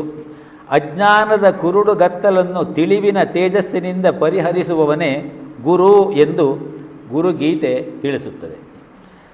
ಗುರವೋ ಬಹವಸ್ಸಂತಿ ಶಿಷ್ಯ ವಿತ್ತಾಪಹಾರಕಃ, ಶಿಷ್ಯ ವಿತ್ತಾಪಹಾರಕಾಃ ಬಹುವಚನ. ಸ ಗುರು ದುರ್ಲಭೋ ಲೋಕೆ ಶಿಷ್ಯ ಚಿತ್ತಾಪಹಾರಕಃ ಅಂತ ಒಂದು ಮಾತನ್ನು ನಮ್ಮಲ್ಲಿ ಹಿಂದಿನಿಂದ ಹೇಳ್ಕೊಂಡು ಬಂದಿದ್ದಾರೆ. ಬೇಕಾದಷ್ಟು ಗುರುಗಳನ್ನು ನೋಡ್ತೀವಿ ನಾವು ಪ್ರಪಂಚದಲ್ಲಿ. ಈ ಮಾರ್ಕೆಟ್ನಲ್ಲಿ ಬೇಕಾದಷ್ಟು ಗುರುಗಳು ಸಿಗ್ತಾರೆ ಇವಾಗ. ಗುರವೋ ಬಹವಸ್ಸಂತಿ ಅಲ್ವಾ. ಶಿಷ್ಯ ವಿತ್ತಾಪಹಾರಕಾಃ, ಒಂದೊಂದು ವ್ಯವಹಾರಕ್ಕೆ ಇಷ್ಟಿಷ್ಟು ಅಂತ ಫಿಕ್ಸ್ ಮಾಡಿರುವಂತಹ ಗುರುಗಳು ನಮಗೆ ಬೇಕಾದಷ್ಟು ಜನ ಸಿಗ್ತಾರೆ. ಆದರೆ ಸಗುರು ದುರ್ಲಭೋ ಲೋಕೆ, ಲೋಕದಲ್ಲಿ ಅಂತಹ ಗುರು ಬಹಳ ಕಷ್ಟದಿಂದ ಸಿಗ್ತಾನೆ. ಅಂತಹ ಗುರು ಶಿಷ್ಯ ಚಿತ್ತಾಪಹಾರಕ. ಅಲ್ಲಿ ಎರಡು ಮತ್ತೆ ಪದ, ಶಿಷ್ಯ ಚಿತ್ತ ಅಪಹಾರಕ. ಒಳ್ಳೆಯ ರೀತಿಯಲ್ಲಿ ಕಲಿತುಕೊಂಡು ಶಿಕ್ಷಕ ಯಾರು ಅಂತ ಹೇಳೋದನ್ನು ಆವಾಗಲೇ ಆ ರೀತಿಯಲ್ಲಿ ತಾನು ಚೆನ್ನಾಗಿ ತಿಳ್ಕೊಂಡಿದ್ದು, ಆಚಿನೋತಿ ಚ ಶಾಸ್ತ್ರಾರ್ಥಾನ್, ಅದನ್ನು ಸರಿಯಾದ ರೀತಿಯಲ್ಲಿ ಸಂವಹನ ಮಾಡುವ ಕಲೆಯನ್ನು ಇಟ್ಟುಕೊಂಡು ಕೇಳುವ ಶಿಷ್ಯರಿಗೆ ಎಂತಹ ನೀರಸವಾದ ಸಬ್ಜೆಕ್ಟ್ ಆದರೂ ಸ್ವಲ್ಪವೂ ಕೂಡ ಆಕಳಿಕೆ ಬರದೇ ಇರುವ ರೀತಿಯಲ್ಲಿ ಯಾರು ಕಲಿಸ್ಕೊಡ್ತಾನೋ ಅವನು ಶಿಷ್ಯ ಚಿತ್ತ ಅಪಹಾರಕ ಗುರು.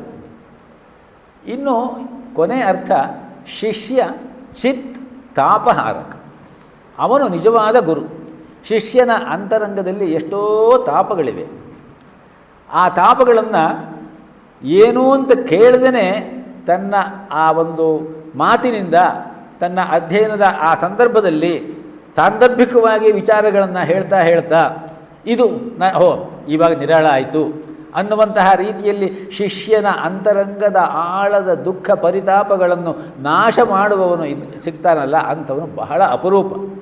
ಸ ಗುರು ದುರ್ಲಭೋ ಲೋಕೆ ಶಿಷ್ಯ ಚಿತ್ತಾಪಹಾರಕ ಚಿತ್ ತಾಪಹಾರಕ. ಇವತ್ತು ಸಿಗ್ತಾ ಇರೋದು ನಮಗೆ ಶಿಷ್ಯ ವಿತ್ತಾಪಹಾರಕರು.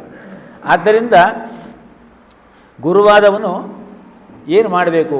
ಗುರುರ್ ಬ್ರಹ್ಮ ಗುರುರ್ ವಿಷ್ಣು ಗುರುರ್ದೇವೋ ಮಹೇಶ್ವರ ಗುರು ಸಾಕ್ಷಾತ್ ಪರಂ ಬ್ರಹ್ಮ ತಸ್ಮೈ ಶ್ರೀ ಗುರವೇ ನಮಃ ಅನ್ನುವ ಶ್ಲೋಕ ಅದು ಮೂಲತಃ ಗುರುಗೀತೆಯಲ್ಲೇ ಬರುವಂತಹದ್ದು.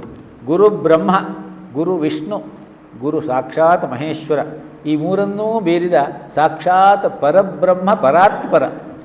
ಬ್ರಹ್ಮ ಹೇಗೆ? ಅವನು ಶಿಷ್ಯನ ಹೃದಯದಲ್ಲಿ ಸದ್ವಿಚಾರಗಳೆಂಬ ಬೀಜವನ್ನು ಹಾಕಿ ಸಚ್ಚಿಂತನೆಗೆ ಸಹಾಯ ಮಾಡಿ ಅವನಲ್ಲಿ ಒಳ್ಳೆಯ ಚಿಂತನೆಗಳು, ಒಳ್ಳೆಯ ವಿದ್ಯೆ, ಜ್ಞಾನ ಬೆಳೆಯುವಂತೆ ಮಾಡುವವನಾದದ್ದರಿಂದ ಅವನು ಬ್ರಹ್ಮ. ಗುರುರ್ ಬ್ರಹ್ಮ.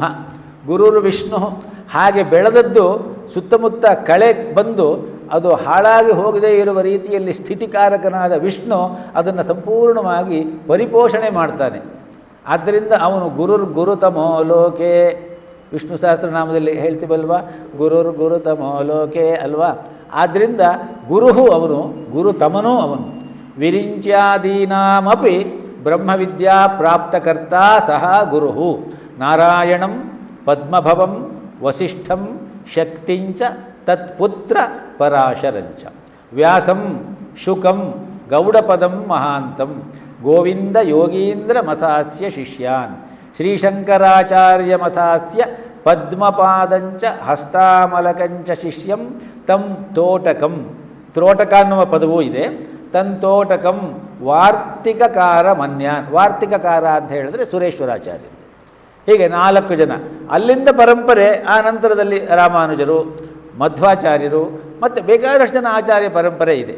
ಆದ್ದರಿಂದ ಆ ಪರಂಪರೆ ಬರುವುದು ಎಲ್ಲಿಂದ ಅಂತ ಕೇಳಿದರೆ ನಾರಾಯಣನಿಂದ. ನಾರಾಯಣಂ ಪದ್ಮಭವಂ. ಪದ್ಮಭವ ಅಂದರೆ ಬ್ರಹ್ಮ. ಬ್ರಹ್ಮನ ಮಾನಸ ಪುತ್ರ ವಸಿಷ್ಠ. ವಸಿಷ್ಠನ ಪುತ್ರ ಶಕ್ತಿ. ಶಕ್ತಿಯ ಪುತ್ರ ಪರಾಶರ. ಪರಾಶರನ ಪುತ್ರ ವ್ಯಾಸ.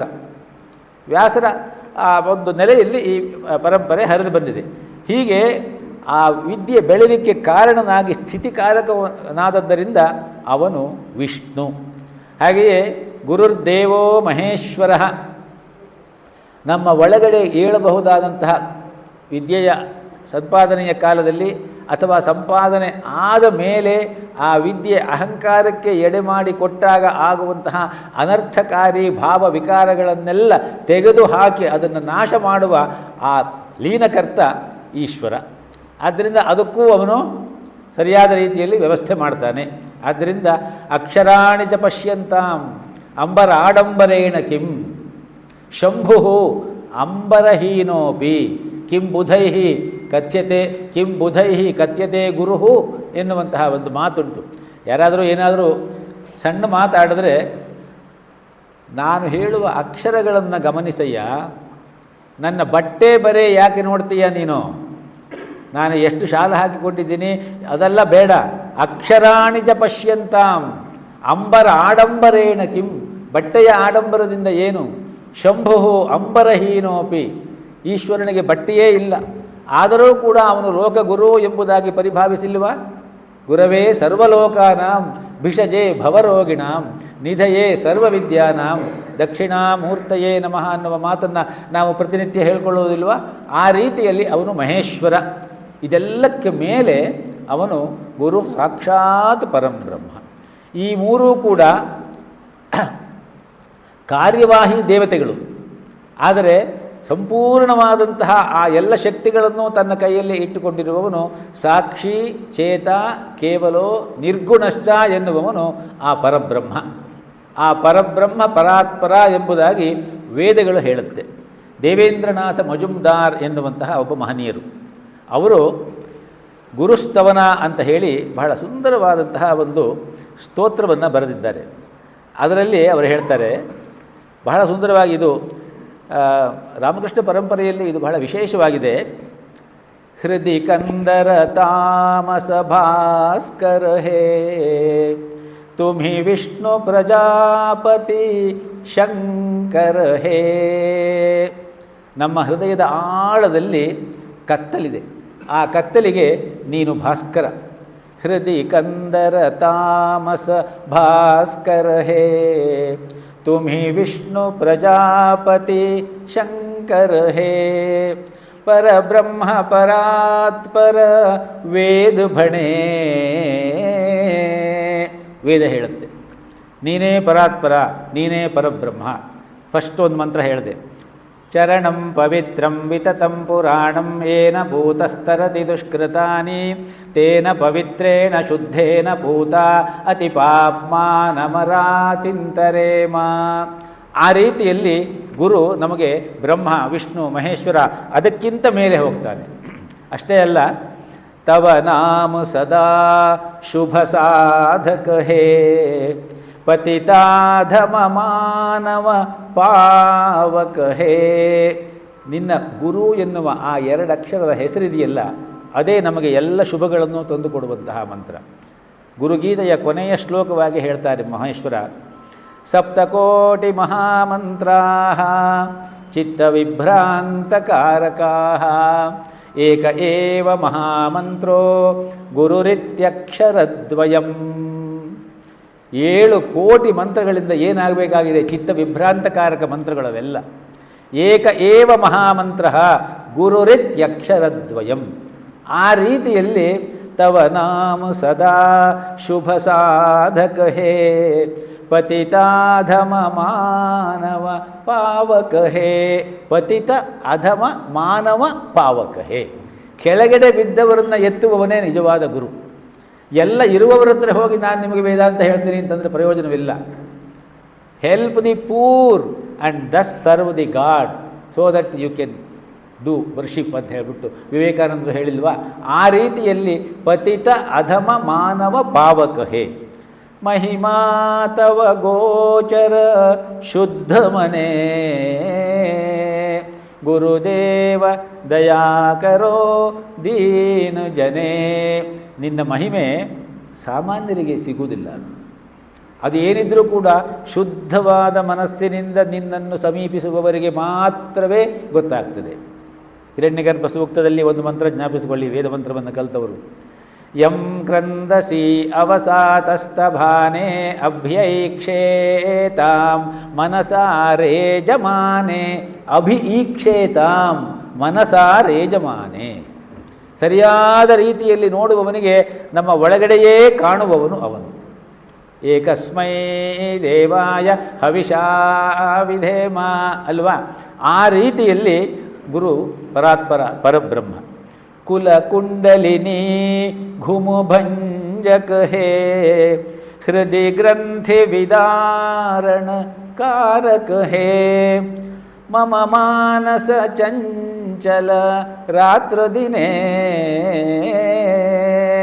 ನನ್ನ ಮನಸ್ಸು ರಾತ್ರಿ ಹಗಲು ಚಂಚಲವಾಗಿಯೇ ಇರುವುದು. ಎಷ್ಟು ಗೀತೆಯನ್ನು ಓದಿದ್ರು, ಎಷ್ಟು ಶಾಸ್ತ್ರಗಳನ್ನು ಓದಿದ್ರು, ಎಷ್ಟು ವೇದಾಭ್ಯಾಸ ಮಾಡಿಸಿದರೂ ಮನಸ್ಸು ಮಾತ್ರ ಚಂಚಲತೆಯೇ, ನಿಶ್ಚಲವಾಗಿ ಇರುವುದಿಲ್ಲ. ಮಮ ಮಾನಸ ಚಂಚಲ ರಾತ್ರ ದಿನೇ. ಗುರು ಎಂಥವನು? ಕುಲ ಕುಂಡಲಿನಿ ಘುಮು ಭಂಜಕ ಹೇ. ಮೂಲಾಧಾರದಿಂದ ಹಿಡಿದು ನಾಭಿ, ಅನಾಹತ, ಆಜ್ಞಾ, ವಿಶುದ್ಧಿ, ಆಜ್ಞಾ, ಸಹಸ್ರಾರಕ್ಕೆ ಹೋಗುವಂತಹ ಆ ಇಡಾ ಪಿಂಗಡ ಸುಷುಮ್ನ ನಾಡಿಯ ಮಧ್ಯ ಮಧ್ಯದಲ್ಲಿ ಚಕ್ರಗಳಲ್ಲಿ ಇರುವ ಕುಲ ಅಂತ ಹೇಳಿದ್ರೆ ಚಕ್ರಗಳ ಸ್ಥಾನ. ಅವುಗಳನ್ನೆಲ್ಲ ಅಲ್ಲಿ ಮಷ್ಟು ಕೂತ್ಕೊಂಡಿರ್ತದೆ.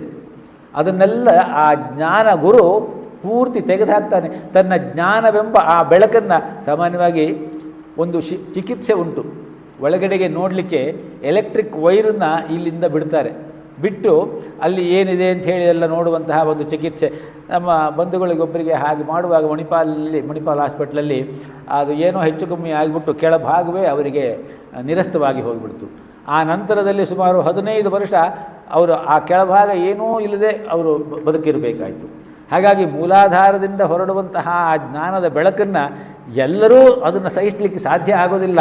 ಅದಕ್ಕೋಸ್ಕರ ಹೇಳಿದೆ, ಆ ಗುರುವಿನ ಅನುಗ್ರಹ ಯಾರಿಗಿರುತ್ತೋ ಅಂಥವರು ಮಾತ್ರವೇ ತಮ್ಮ ಚಕ್ರಗಳನ್ನು ಮೇಲಕ್ಕೆ ಏರಿಸ್ಕೊಳ್ತಾ ಸಹಸ್ರಾರಕ್ಕೆ ಹೋಗ್ತಾರೆ. ಆ ರೀತಿಯಲ್ಲಿ ಕುಲ ಕುಂಡಲಿನಿ ಘುಮು ಅಂತ ಹೇಳಿದ್ರೆ ಒಂದು ರೀತಿಯ ಈ ದೀಪದ ಕೊನೆಯಲ್ಲಿ ಕೂತ್ಕೊಂಡಿರುತ್ತೆ ನೋಡಿ, ಎಣ್ಣೆ ಸರಿ ಇಲ್ಲದಿದ್ದರೆ ಅಥವಾ ಆಸ್ಪತ್ರೆ ಕಾಟೇಜು ಹತ್ಯೆ ಆದರೆ ಆ ರೀತಿಯಲ್ಲಿ ಒಂದು ಕಿಟ್ಟ ಇರುತ್ತೆ, ಅದನ್ನು ತೆಗೆದು ಹಾಕುವವನು ಗುರು. ಹೃದಯ ಗ್ರಂಥಿ ವಿದಾರಣಕಾರಕ ಹೇ, ಹೃದಯದ ಗ್ರಂಥಿಗಳನ್ನೆಲ್ಲ ಸಂಪೂರ್ಣವಾಗಿ ಬಿಚ್ಚಿ ತಿಳಿಯಾಗಿ ಮಾಡಿ ಸಂಪೂರ್ಣವಾಗಿ ಮೂಲಾಧಾರದಿಂದ ಸಹಸ್ರಾರದವರೆಗೂ ಆ ಜ್ಞಾನ ಪ್ರಕಾಶ ನಿರಂತರವಾಗಿ ಧಾರೆಯಾಗಿ ಹರಿಯುವಂತೆ ಮಾಡುವುದು. ಆದರೆ ಏನು ಮಾಡುವುದು? ಮಮ ಮಾನಸ ಚಂಚಲ ರಾತ್ರ ದಿನೇ, ಇಲ್ಲಿ ಒಂದು ವಿನಯದ ಪ್ರಾರ್ಥನೆ ಇದೆ. ನನ್ನ ಮನಸ್ಸು ಆ ರೀತಿಯಲ್ಲಿ ಇದೆ, ನನಗೆ ಅದನ್ನು ಸಹಿಸಿಕೊಂಡು ಸರಿಯಾದ ರೀತಿಯಲ್ಲಿ ನಿನ್ನ ಆ ಒಂದು ಜ್ಞಾನವನ್ನು ಸರಿಯಾದ ರೀತಿಯಲ್ಲಿ ವಿತ್ ಹೋಲ್ಡ್ ಮಾಡಿಕೊಡ್ಲಿಕ್ಕೆ ಅವಕಾಶ ಮಾಡಿಕೊಡು, ನಾನು ಚಂಚಲ ಮನುಷ್ಯನವನು ಅನ್ನುವಂತಹ ಒಂದು ಪ್ರಾರ್ಥನಾ ರೂಪದಲ್ಲಿ ಹೇಳಿದ್ದಾರೆ. ಕೊನೆಯಲ್ಲಿ ಹೇಳ್ತಾರೆ ಇವರು, ಜಯ ಸದ್ಗುರು ಈಶ್ವರ ಪ್ರಾಪಕ ಹೇ, ಭವರೋಗ ವಿಕಾರ ವಿನಾಶಕ ಹೇ, ಮನಯೇನ ರಹೇ ತವ ಶ್ರೀಚರಣೆ. ಜಯ ಸದ್ಗುರು, ಸದ್ಗುರುವಿಗೆ ಜಯವಾಗಲಿ. ಅವನು ನಮಗೆ ಈಶ್ವರನನ್ನು ಪ್ರಾಪಕ ಹೇ, ಈಶ್ವರನನ್ನು ಅಂದರೆ ಭಗವಂತನನ್ನು ನಮಗೆ ಕೊಡಿಸುವವನು. ನಮಗೆ ಸುಖದ ಮೂಲ ಯಾವುದು ಎನ್ನುವುದನ್ನು ನಾವು ತಿಳಿದಿಲ್ಲ. ಸುಖದ ಮೂಲಕ್ಕೆ ಕಾರಣವಾದ ಧರ್ಮ ಏನು ಅನ್ನುವುದನ್ನು ನಾವು ತಿಳಿದಿಲ್ಲ. ದುಃಖಕ್ಕೆ ಕಾರಣವಾದಂತಹ ಅಧರ್ಮವೂ ಏನು ಅನ್ನೋದು ನಮಗೆ ಗೊತ್ತಿಲ್ಲ. ಹಾಗಾಗಿ ದುಃಖಕ್ಕೆ ಕಾರಣವಾಗುವ ಅಧರ್ಮ ಏನು, ಸುಖಕ್ಕೆ ಮೂಲವಾದಂತಹ ಧರ್ಮ ಯಾವುದು ಎಂಬುದನ್ನು ನಮಗೆ ಸರಿಯಾಗಿ ತಿಳಿಸಿಕೊಟ್ಟು, ತುಂಬ ದಿವಸಗಳಿಂದ ನಮ್ಮಿಂದ ಸಂಬಂಧ ಕಳೆದುಕೊಂಡಿರುವ ಆ ಭಗವಂತನೊಂದಿಗೆ ನಮ್ಮ ಸಂಪರ್ಕವನ್ನು ಕಲ್ಪಿಸಿಕೊಡುವವನೇ ನಿಜವಾದ ಸದ್ಗುರು. ಅಂತಹ ಸದ್ಗುರು ಅಧ್ಯಾತ್ಮ ಜ್ಞಾನ ಕ್ಷೀರವನ್ನು ನಮಗೆ ಕೊಡಿಸುವವನು. ಅಂತಹ ಗುರುವಿಗೆ ನಾವು ಏನು ಕೊಟ್ಟರೂ ಕಮ್ಮಿ. ಆಸನಂ ಶಯನಂ ವಸ್ತ್ರಂ ಎಲ್ಲವನ್ನೂ ಕೊಡಬೇಕು. ಗುರುಗೀತೆಯಲ್ಲಿ ಅದೆಲ್ಲ ಹೇಳುತ್ತೆ. ನಾನು ಅದೆಲ್ಲ ಹೇಳ್ತಾ ಹೋಗ್ಬಿಟ್ರೆ ಆಮೇಲೆ ಕಷ್ಟ ಆಗುತ್ತೆ. ನೀವೆಲ್ಲ ತಂದಿದ್ದೀರೋ ಇಲ್ಲೋ ಗೊತ್ತಿಲ್ಲ, ಅದನ್ನು ಗುರುಗಳಿಗೆ ಸಮರ್ಪಣೆ ಮಾಡಲಿಕ್ಕೆ. ಗುರು ಅಂದರೆ ನಾವಲ್ಲ, ಇಲ್ಲಿ ಗುರು ಅಂದರೆ ಗುರು, ಆ ತರಹ.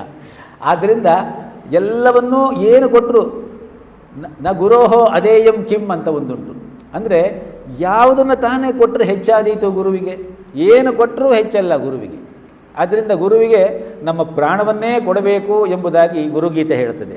ಆ ರೀತಿಯಲ್ಲಿ ಜಯ ಸದ್ಗುರು ಈಶ್ವರ ಪ್ರಾಪಕ ಹೇ, ಭವರೋಗ ವಿಕಾರ ವಿನಾಶಕ ಹೇ, ಈ ಸಂಸಾರವೆಂಬ ರೋಗದ ವಿಕಾರಗಳನ್ನು ನಾಶ ಮಾಡುವವನು. ಯಾವುದದು ವಿಕಾರ? ಆವಾಗಲೇ ಹೇಳ್ಕೊಂಡ್ವಿ, ತಮೋಪಹಾರಿ ಅಪಾಂತರ ತಮೋಹಾರಿ ಮಹರ್ಷಿ. ಯಾವುದದು? ಅಹಂಕಾರ, ಅಜ್ಞಾನ, ಮೋಹ. ಹೀಗೆ ಭವರೋಗ ವಿಕಾರ ವಿನಾಶಕ ಹೇ, ಮನಯೇನ ರಹೇ ತವ ಶ್ರೀಚರಣೆ. ನನ್ನ ಮನಸ್ಸು ನಿನ್ನ ಪಾದ ಕಮಲಗಳಲ್ಲಿ ಸರಿಯಾಗಿ ಕೂರ್ತಾ ಇಲ್ಲ, ಅದು ಕೂರುವಂತೆ ಮಾಡು. ನಮ್ಮ ಪ್ರಾರ್ಥನೆ ಅದಾಗಿರಬೇಕು. ಆದ್ದರಿಂದ ತದ್ವಿಧಿ ಪ್ರಣಿಪಾತೇನ ಪರಿಪ್ರಶ್ನೇನ ಸೇವೆಯ ಉಪದೇಕ್ಷ್ಯಂತಿ ತೇ ಜ್ಞಾನಂ ಜ್ಞಾನಿನಃ ತತ್ವದರ್ಶಿನಃ. ಇದು ಕೃಷ್ಣ ನಮಗೆ ಗೀತೆಯಲ್ಲಿ ಸ್ಪಷ್ಟವಾಗಿ ಹೇಳಿದ್ದಾನೆ. ಮೊದಲು ತದ್ವಿಧಿ ಪ್ರಣಿಪಾತೇನ, ಆ ಗುರುವಿನ ಚರಣ ಕಮಲಗಳಿಗೆ ನಾವು ಸರಿಯಾದ ರೀತಿಯಲ್ಲಿ ಪೊಡಮಡಬೇಕು. ಆವಾಗಲೇ ಗುರುಪಾದುಕಾ ಸ್ತೋತ್ರವನ್ನು ಹೇಳಿಕೊಂಡಿದ್ದೀರಿ. ಅನಂತ ಸಂಸಾರ ಸಮುದ್ರತಾರ ನೌಕಾಯಿತಾಭ್ಯಾಂ ಗುರುಭಕ್ತಿದಾಭ್ಯಾಂ ವೈರಾಗ್ಯ ಸಾಮ್ರಾಜ್ಯದ ಪೂಜನಾಭ್ಯಾಂ ನಮೋ ನಮಃ ಶ್ರೀ ಗುರುಪಾದುಕಾಭ್ಯಾಂ ಶಮಾಧಿ ಷಟ್ಕಪ್ರದ ವೈಭವಾಭ್ಯಾಂ. ಗುರುವಿನ ಅನುಗ್ರಹ ಇಲ್ಲದೆ ಹೋದರೆ ಮನಸ್ಸು ಆಧ್ಯಾತ್ಮದತ್ತ ಹೊರಳುವುದಿಲ್ಲ. ಆಧ್ಯಾತ್ಮದತ್ತ ಹೊರಳಬೇಕಾದರೆ ನಮಗೆ ಸಾಧನ ಚತುಷ್ಟಯಗಳು ಬೇಕು. ಅದೇ ಶಮದಮಾದಿ ಚತುಷ್ಟಯಗಳು, ಷಟ್ ಸಂಪತ್ತಿ ಇತ್ಯಾದಿಗಳು. ಅದನ್ನೆಲ್ಲ ಗುರುವಿನ ಅನುಗ್ರಹ ಇದ್ದರೆ ಯದಿ ತುಷ್ಟೋ ಗುರುರೇಕಃ ಸ್ವಯಮೇವಾಯಾಂತಿ ಸಂಪದಃ. ಗುರು ಒಬ್ಬ ಸಂತುಷ್ಟನಾದರೆ ಎಲ್ಲ ಸಂಪತ್ತುಗಳು ತಾನಾಗಿಯೇ ನಮ್ಮನ್ನು ಬಂದು ಸೇರಿಕೊಂಡು ಬಿಡ್ತದೆ ಎನ್ನುವಂತಹ ಮಾತನ್ನು ಹಿಂದಿನವರು ಹೇಳಿದ್ದಾರೆ. ಆ ರೀತಿಯಲ್ಲಿ ಶಮಾಧಿ ಷಟ್ಕಪ್ರದ ವೈಭವಾಭ್ಯಾಂ ಸಮಾಧಿ ದಾನವ್ರತ ದೀಕ್ಷಿತಾಭ್ಯಾಂ. ಸಮಾಧಿ ಎನ್ನುವಂತಹ ಆ ವ್ರತದಲ್ಲಿ ನಮ್ಮನ್ನು ಸರಿಯಾದ ರೀತಿಯಲ್ಲಿ ಕೂರಿಸುವವನು ಅವನು. ರಮಾಧವಾಂಘ್ರಿ ಸ್ಥಿರ ಭಕ್ತಿದಾಭ್ಯಾಂ. ಭಗವಂತನಲ್ಲಿ ಭಕ್ತಿ ನಮಗೆ ಬಲವಾಗಬೇಕಾದರೆ ಗುರುವಿನ ಅನುಗ್ರಹ ಬೇಕು. ಅದಕ್ಕೆ ಕಬೀರರು ತಮ್ಮ ಒಂದು ದೋಹೆಯಲ್ಲಿ ಹೇಳ್ತಾರೆ, ಯದಿ ಅಗರ್ ಗೋವಿಂದ ಅವರ ಗುರು ಸಾಮನೆ ಆಯೇ ತೋ ಮೈ ಗುರು ಕೋ ಪಹಲೆ ಪ್ರಣಾಮ ಕರ್ತಾ ಹೂँ ಕ್ಯೋಂಕಿ ಗುರು ಸೇ ಹಿ ಮುझे ಗೋವಿಂದ ಕೌನ್ ಹೈ ಏ ಮಾಲೂಮ್ ಹೋ ಗಯಾ ಅನ್ನುವಂತಹ ಮಾತನ್ನು ಹೇಳ್ತಾರೆ. ಗುರು ಇಲ್ಲದೆ ಹೋದರೆ ಗೋವಿಂದ ಯಾರು ಅನ್ನೋದು ನಮಗೆ ಗೊತ್ತಾಗ್ತಾ ಇರಲಿಲ್ಲ. ಆದ್ದರಿಂದ ಗುರು ಬಹಳ ಮುಖ್ಯ ಆಗ್ತಾನೆ. ಅದನ್ನು ತಿಳ್ಕೊಳ್ಬೇಕಾದ್ರೆ ನಾವು ಸರಿಯಾದ ರೀತಿಯಲ್ಲಿ ಗುರುವಿಗೆ ಸರೆಂಡರ್ ಆಗಬೇಕು. ಆ ಸರೆಂಡರ್ ಆಗದೆ ಹೋದರೆ ನಮಗೆ ಆ ವಿದ್ಯೆ ಸಿಕ್ಕುವುದಿಲ್ಲ. ಆ ರೀತಿಯಲ್ಲಿ ಈ 8 ಸ್ತೋತ್ರ ಇದೆ, ಬಹಳ ಸುಂದರವಾದ ಸ್ತೋತ್ರ. ಸುಮ್ಮನೆ ಒಂದು ಪ್ರಾಸಂಗಿಕವಾಗಿ ಅದನ್ನು ಹೇಳಿದ್ದೇನೆ.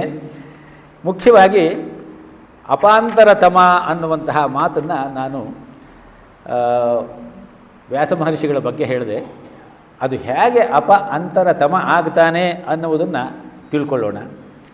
ನಮ್ಮ ಅಂತರಂಗದಲ್ಲಿ ಒಬ್ಬ ಹಿತೈಷಿ ಇದ್ದಾನೆ. ಅವನು ನಮ್ಮನ್ನು ಸದಾ ಸನ್ಮಾರ್ಗದಲ್ಲಿ ನಡೆಯುವಂತೆ ಪ್ರೇರೇಪಿಸುತ್ತಿರುತ್ತಾನೆ. ನಾವು ಅಕಸ್ಮಾತ್ ತಪ್ಪು ಹೆಜ್ಜೆ ಇಟ್ಟರೆ ಅವನು ಎಚ್ಚರಿಸುತ್ತಾನೆ. ಜನಪರ ಜೀವಪರ ಸೆಲೆಗಳನ್ನು ನಮ್ಮಲ್ಲಿ ಚಿಮ್ಮಿಸಿ ಮಾನವೀಯಗೊಳಿಸುತ್ತಾನೆ. ಆ ಹಿತೈಷಿಯನ್ನು ನಾವು ಪ್ರಜ್ಞೆ ಇನ್ವರ್ಟೆಡ್ ಕಾಮ ಪ್ರಜ್ಞೆ ಎಂದು ಗುರುತಿಸಬೇಕು. ಅಧ್ಯಾತ್ಮ ಮನೋಧರ್ಮದವರು ಅವನನ್ನು ಆತ್ಮ ಎಂದು ಗುರುತಿಸುತ್ತಾರೆ. ಮತ್ತೆ ಕೆಲವರು ಅವನನ್ನು ಅಂತಃಸಾಕ್ಷಿ ಎಂಬುದಾಗಿ ಕೂಡ ಹೇಳ್ತಾರೆ. ನಮ್ಮೊಳಗಿನ ಈ ಪ್ರಜ್ಞೆ ವ್ಯಕ್ತಿಯನ್ನು ಮಾನವೀಯ ಸಂಬಂಧಗಳ ಬೆಸುಗೆಯನ್ನು ಭದ್ರಗೊಳಿಸಲು ಪ್ರೇರೇಪಿಸುತ್ತದೆ. ಆಧ್ಯಾತ್ಮಶೀಲ ಮನುಷ್ಯನಲ್ಲಿ ಎಂತಹ ಒಂದು ಪ್ರೀತಿಯ ಭಾವ ಇರ್ತದೆ ಅನ್ನೋದನ್ನು ನೀವು ನೋಡಿದರೆ ನಿಮಗೆ ಗೊತ್ತಾಗ್ತದೆ.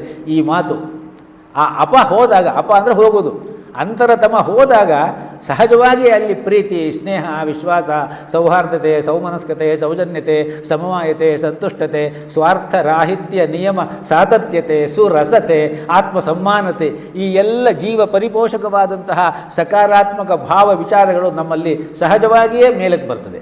ಆ ರೀತಿಯಲ್ಲಿ ನಮ್ಮೊಳಗಿನ ಈ ಪ್ರಜ್ಞೆ ವ್ಯಕ್ತಿಯನ್ನು ಮಾನವೀಯ ಸಂಬಂಧಗಳ ಬೆಸುಗೆಯನ್ನು ಭದ್ರಗೊಳಿಸಲು ಪ್ರೇರೇಪಿಸುತ್ತದೆ. ಮನುಷ್ಯನನ್ನು ಜೀವ ವಿರೋಧಿಯಾದ ಕೃತಕ ಉಪಾಧಿಗಳಿಂದ ಮುಕ್ತಿಗೊಳಿಸಿ ನಮ್ಮನ್ನು ಸಹಜ ಸರಳ ಮನುಷ್ಯರನ್ನಾಗಿಸಲೂ ಕೂಡ ಹೋರಾಡುತ್ತದೆ. ಅಂತರಾಳದ ದಾರಿದೀಪವಾದ ಪ್ರಜ್ಞೆಯ ಮಾತನ್ನು ಲೆಕ್ಕಿಸದೆ ಮನುಷ್ಯ ಅನೇಕ ಮಾನವ ವಿರೋಧಿ ಕ್ರಿಯೆಗಳಲ್ಲಿ ತೊಡಗುತ್ತಾನೆ. ತೊಡಗಿರುವುದನ್ನು ನಾವು ಸಮಾಜದಲ್ಲಿ ಅಲ್ಲಲ್ಲಿ ನೋಡುತ್ತಲೇ ಇದ್ದೇವೆ. ಅಲ್ಲಿ ಬೆಳೆಯುವ ಒಂದು ರೀತಿಯ ಸ್ವಾರ್ಥ. ಸ್ವಾರ್ಥವೆಂದರೆ ಏನು? ತಾನು, ತನ್ನದು, ತನ್ನವರದು ಎಂಬ ವ್ಯಕ್ತಿನಿಷ್ಠ ಆಲೋಚನೆಗಳು ಮತ್ತು ಆ ನೆಲೆಯಿಂದ ನಡೆಸುವ ಕ್ರಿಯೆಗಳು ತಂದುಕೊಡುವ ಸುಖ ಸಾಧನಗಳು. ಸಮುದಾಯ ಸಹಜೀವಿಗಳನ್ನು ತುಳಿದು ತಾನು ಮಾತ್ರ ಬದುಕಬೇಕೆಂಬ ಜೀವನ ವಿಧಾನ. ಈ ತರಹದ ಕ್ರಿಯೆ ಹಾಗೂ ಆಲೋಚನೆಗಳಿಂದ ಏಳುವ ಸ್ವಾರ್ಥವನ್ನು ನಿಯಂತ್ರಿಸಿ ಮುನ್ನಡೆಸುವುದು ನಮ್ಮ ಬುದ್ಧಿ. ಬುದ್ಧವೋ ಶರಣಮನ್ವಿಚ್ಛ, ಗೀತೆಯ 2ನೇ ಅಧ್ಯಾಯದಲ್ಲಿ ನಾವು ಅಧ್ಯಯನ ಮಾಡಿದ್ದೇವೆ ಇದನ್ನು. ಈ ಬುದ್ಧಿ ವ್ಯಕ್ತಿಯ ಹುಟ್ಟಿನಿಂದಲೇನೂ ಬಂದಿದ್ದಲ್ಲ. ಆ ನಂತರದಲ್ಲಿ ಅವನು ತನ್ನ ಓದು, ಲೋಕಾನುಭವ ಮತ್ತು ತನ್ನ ಆವರಣದ ಪ್ರಭಾವದಿಂದ ಗಳಿಸಿಕೊಂಡಿರುವಂಥದ್ದು. ಎಲ್ಲರಿಗೂ ಅನುಭವಕ್ಕೆ ಬರುವಂತಹ ಮಾತಿದು. ಈ ಬುದ್ಧಿಯನ್ನು ತನ್ನಷ್ಟಕ್ಕೆ ತನ್ನಂತೆ ವ್ಯವಹರಿಸಲು ಬಿಡಬಾರದು. ಅದು ಸದಾ ಆತ್ಮದ ಆಣತಿಯ ಮೇಲೆ ನಡೆಯುವಂತಿರಬೇಕು. ಅದು ಯಜಮಾನನಾಗದಂತೆ ನಮ್ಮಲ್ಲಿ ಒಳಭಾವದಲ್ಲಿ ಒಂದು ಎಚ್ಚರಿಕೆ ಇರಬೇಕು. ಅದು ಆತ್ಮದ ನಿಯಂತ್ರಣದಲ್ಲಿದ್ದಾಗ ಮಾತ್ರ ಬದುಕು ಜನಪರವಾಗಿ ಅರಳಲು ಸಾಧ್ಯವಾಗುತ್ತದೆ. ನಾಗರಿಕತೆ ಮತ್ತು ಸಂಸ್ಕೃತಿಗಳು ಒಂದಕ್ಕೊಂದು ಪೂರಕವಾಗಿ ವಿಕಾಸಗೊಳ್ಳುತ್ತವೆ. ಈ ಬುದ್ಧಿಯನ್ನು ಭಾವಗೊಳಿಸುವ ಕ್ರಿಯೆ, ಭಾವ ಬಹಳ ಮುಖ್ಯ. ಏಕೆಂದರೆ ಬೇಕಾದಷ್ಟು ನಾವು ಹೇಳಬಹುದು, ಗುರು ಇದ್ದಾನೆ, ಗುರು ತೋರಿಸಿಕೊಟ್ಟ ಆ ಲಿಂಗವೂ ಇದೆ. ಆದರೆ ಶಿಷ್ಯನಲ್ಲಿ ಸರಿಯಾದ ಸುಜ್ಞಾನ ಅಂಕುರಿಸದೆ ಹೋದರೆ, ಆ ಭಾವ ಬರದೇ ಹೋದರೆ, ಭಕ್ತಿ ಬರದೇ ಹೋದರೆ ಎಲ್ಲವೂ ನಿಷ್ಪ್ರಯೋಜನ. ಒಂದು ವಚನ ತಮಗೆ ಜ್ಞಾಪಕಕ್ಕೆ ಬರಬಹುದು. ಪ್ರಣತಿ ಇದೆ, ಬತ್ತಿ ಇದೆ, ಜ್ಯೋತಿ ಬೆಳಗುವಡೆ. ಪ್ರಣತಿ ಇದೆ, ಬತ್ತಿ ಇದೆ, ಜ್ಯೋತಿ ಬೆಳಗುವಡೆ. ತೈಲವಿಲ್ಲದಿರೆ ಪ್ರಭೆ ತಾನೆಲ್ಲಿಯದೋ. ಒಂದು ಪ್ರಣತಿ ಇದೆ, ಹಣತೆ ಇದೆ. ಆ ಹಣತೆಯಲ್ಲಿ ಬತ್ತಿಯೂ ಇದೆ. ಪ್ರಣತಿ ಇದೆ, ಬತ್ತಿಯೂ ಇದೆ, ಜ್ಯೋತಿ ಬೆಳಗುವಡೆ. ತೈಲವಿಲ್ಲದಿರೆ ಪ್ರಭೆ ತಾನೆಲ್ಲಿಯದೋ. ಗುರುವಿದೆ, ಲಿಂಗವಿದೆ, ಶಿಷ್ಯನ ಸುಜ್ಞಾನ ಅಂಕುರಿಸಿದನ್ನಕ್ಕರ. ಭಕ್ತಿಯಲ್ಲಿಯದೋ, ಭಕ್ತಿಯಲ್ಲಿಯದೋ. ಸೋಹಂ ಎಂಬುದ ಕೇಳಿ ದಾಸೋಹವ ಮಾಡದಿರ್ದಡೆ. ಅತಿಗಳೆವೆ ನೋಡ ಗುಹೇಶ್ವರ, ಅತಿಗಳೆವೆ ನೋಡ ಗುಹೇಶ್ವರ. ಬಹಳ ಸುಂದರವಾದಂತಹ ಒಂದು ವಚನ. ಗುರು ಇದ್ದಾನೆ, ಗುರು ತೋರಿಸಿರುವ ದೇವನೂ ಇದ್ದಾನೆ. ಆದರೆ ಪೂಜೆಗೆ ಕುಳಿತಿರುವಂತಹ ಶಿಷ್ಯನಲ್ಲಿ ಅಜ್ಞಾನ ತುಂಬಿ ತುಳುಕ್ತಾ ಇದೆ. ಒಂದು ಮಮ ಮಾನಸ ಚಂಚಲ ರಾತ್ರ ದಿನೇ. ವಿಡಿಯೋ ಮುಖ ಕೊಡೋದ್ರಲ್ಲೇ ಅವನು ಮಗ್ನನಾಗಿದ್ದಾನೆ. ಇನ್ನು ಅವನಿಗೆ ಭಾವ ಎಲ್ಲಿಂದ ಬರ್ತದೆ? ಭಾವವೆಂಬ ಇದು ನಮ್ಮ ತೈಲ ತುಂಬಿರಬೇಕು ನಮ್ಮೊಳಗೆ. ಯಾವ ತೈಲ? ಭಕ್ತಿ, ಶ್ರದ್ಧೆ ಎಂಬ ಭಾವದಲ್ಲಿ ಚೆನ್ನಾಗಿ ನೆಂದಿರಬೇಕು.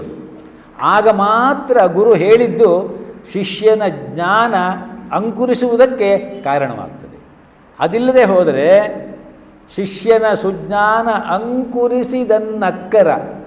ಭಕ್ತಿ ಎಲ್ಲಿಯದು? ಅಂಕುರಿಸದೇ ಹೋದರೆ ಭಕ್ತಿ ಎಲ್ಲಿಂದ ಬರ್ತದೆ? ಹಾಗೆಯೇ ಸೋಹಂ ಎಂಬುದ ಕೇಳಿ ದಾಸೋಹವ ಮಾಡದಿರ್ದೊಡೆ.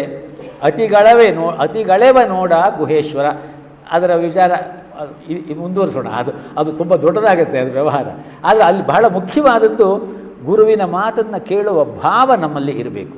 ಈ ಬುದ್ಧಿಯನ್ನು ಭಾವಗೊಳಿಸುವ ಕ್ರಿಯೆ ಅತ್ಯಂತ ಕಠಿಣವಾದದ್ದು. ಬುದ್ಧಿಯನ್ನು ಪಳಗಿಸಿ ನಿಯಂತ್ರಿಸುವ ಮುನ್ನ ನಮ್ಮ ಪ್ರಜ್ಞೆ ಧೀಮಂತವಾಗಬೇಕು. ಅದು ತನ್ನಲ್ಲಿರುವ ಸಹಜ ಶಕ್ತಿಯನ್ನು ಗುರುತಿಸಿಕೊಳ್ಳಬೇಕು. ಹಾಗೆ ಗುರುತಿಸಿಕೊಳ್ಳುವ ಮೂಲಕ ತಾನು ಬುದ್ಧಿಗಿಂತ ಅಧಿಕತಮನೆಂದು ತನ್ನ ಸ್ಥಾನವನ್ನು ನಿರ್ದೇಶನ ಮಾಡಿಕೊಳ್ಳಬೇಕು.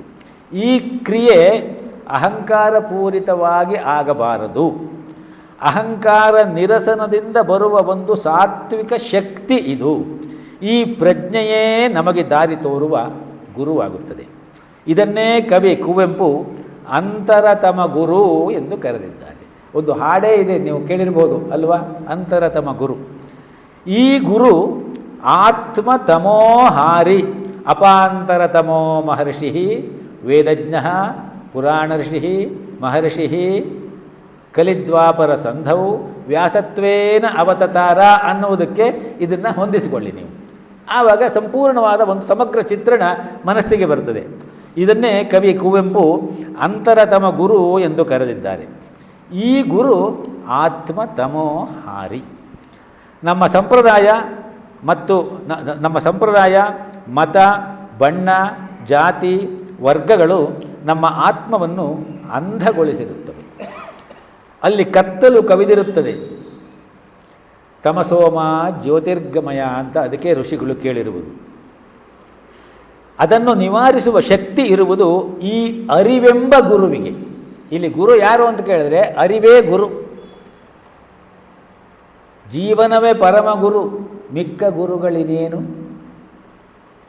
ಡಿ ವಿ ಜಿಯವರು ಹೇಳ್ತಾರೆ, ಜೀವನವೇ ಪರಮಗುರು ಮಿಕ್ಕ ಗುರುಗಳಿನೇನು, ಭಾವ ಸಂಸ್ಕಾರ ಜೀವಾನುಭವಗಳಿಗೆ, ನೋವು ನಲಿವುಗಳ ಒಲೆಯ ಸೆಖೆಯೇ ಪಾವನ ವಿಧಾನ ನಿನಗೆ. ಸಂಸಾರ ಜೀವನದಲ್ಲಿ ನಾವು ಅನುಭವಿಸುವ ನೋವು ಮತ್ತು ನಲಿವುಗಳೆಂಬ ಒಲೆಯ ಸೆಖೆ ಏನಿದೆಯಲ್ಲ, ಆ ಸೆಖೆ ನಮಗೆ ತಾಗ್ತಾ ತಾಗ್ತಾ ತಾಗ್ತಾ ಆ ತಾಪ ನಮ್ಮನ್ನು ಹದವಾಗಿ ಬೇಯಿಸುತ್ತೆ. ಆಗ ಬೇಯಿಸಿದಾಗ ನಮ್ಮ ಒಳಗಡೆಯಿಂದ ಒಂದು ಅರಿವು ಇದೆ, ಅಲ್ಲಿ ಅದು ಎದ್ದು ಬರುತ್ತೆ ಮೇಲಕ್ಕೆ, ಅನುಭವಕ್ಕೆ ಸಿಕ್ಕುತ್ತೆ. ಆ ಅರಿವೇ ಗುರು. ಹೀಗೆ ಆ ಅರಿವೇ ನಮ್ಮ ಗುರುವಾಗುತ್ತದೆ. ನಮ್ಮ ಬುದ್ಧಿ, ಮನಸ್ಸು ಇವೆಲ್ಲವೂ ಕೂಡ ಜಟಿಲ ಕುಟಿಲತಮ. ಇದು ಪುನಃ ಕುವೆಂಪು ಅವರದ್ದೇ ಮಾತು. ಆ ಗೀತೆಯಲ್ಲಿ ನೀವು ಕೇಳ್ಬೋದು.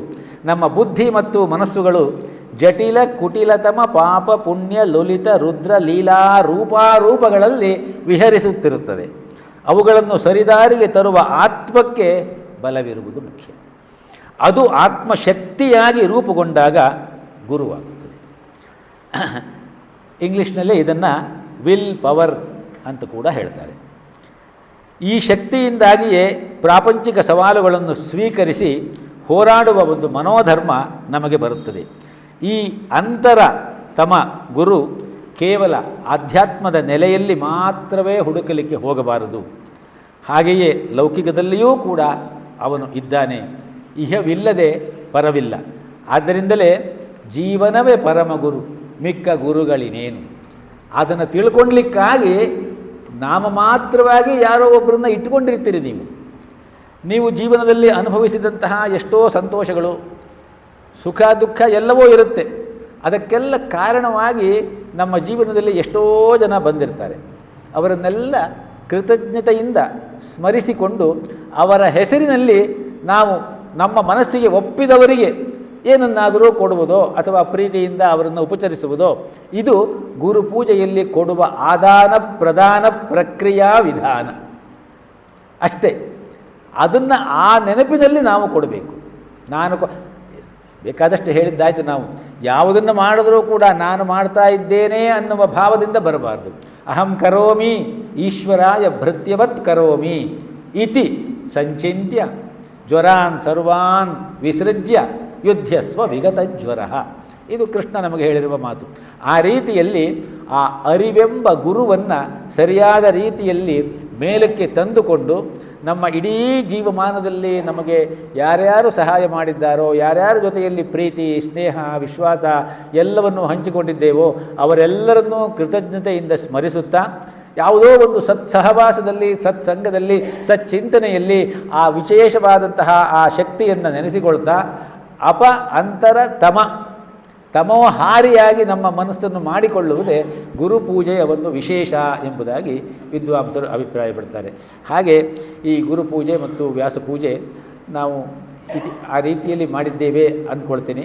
ಹಾಗಾಗಿ ನನಗೆ ಎರಡು ಮಾತನ್ನು ಹೇಳೋಕ್ಕೆ ಅವಕಾಶ ಮಾಡಿಕೊಟ್ಟಂತಹ ನಿಮ್ಮೆಲ್ಲರಿಗೂ ಕೂಡ ಎಲ್ಲರಿಗಿಂತ ಮುಖ್ಯವಾಗಿ ಒಂದು ಮಾತುಂಟು. ನಾವು ಯಾರಿಗೆ ತುಂಬ ಕೃತಜ್ಞರಾಗಿರಬೇಕು ಅಂತ ಕೇಳಿದ್ರೆ, ನಮ್ಮ ಮಾತನ್ನು ತುಂಬ ಸಾಕಪ್ಪ ಇವರು ಮಾತಾಡೋದು ಅಂದರೂ ಕೂಡ ತುಂಬ ಶಾಂತವಾಗಿ ಕೂತ್ಕೊಂಡು ಕೇಳ್ತಾರಲ್ಲ, ಅವರಿಗೆ ತುಂಬ ಧನ್ಯವಾದಗಳನ್ನು ಹೇಳಬೇಕಂತೆ. ಆದರೆ ನನಗಂಥ ಅನುಭವ ಆಗಿಲ್ಲ. ಇಲ್ಲಿ ಬಂದು ಮಾತನಾಡುವುದು ಒಂದು ನಿಜವಾದ ಸಂತೋಷದ ವಿಚಾರ. ಹಾಗಾಗಿ ಆ ಗುರುವಿನ ಅನುಗ್ರಹ ನಮ್ಮೆಲ್ಲರ ಮೇಲೂ ಸದಾ ನಿರಂತರವಾಗಿ ಒಂದೇ ರೀತಿಯಲ್ಲಿ ಇಳಿದು ಬರಲಿ ಎನ್ನುವಂತಹ ಎರಡು ವಿನಮ್ರವಾದ ನುಡಿಗಳಿಂದ ನನ್ನ ಎರಡು ಮಾತುಗಳನ್ನು ಆ ಚರಣಾರವಿಂದಕ್ಕೆ ಹಾಕ್ತೀನಿ. ಗುರುಚರಣಾಂಬುಜ ನಿರ್ಭರ ಭಕ್ತ ಸಂಸಾರಾದಚಿರಾತ್ ಭವಮುಕ್ತ ಸೇಂದ್ರಿಯ ಮಾನಸ ನಿಯಮಾದೇವ ದ್ರಕ್ಷ್ಯಸಿ ನಿಜ ಹೃದಯಸ್ಥಂ ದೇವಂ. ಭಜಗೋವಿಂದಂ ಸ್ತೋತ್ರದ ಕೊನೆಯ ಶ್ಲೋಕ. ನಮಸ್ಕಾರ ಎಲ್ಲರಿಗೂ.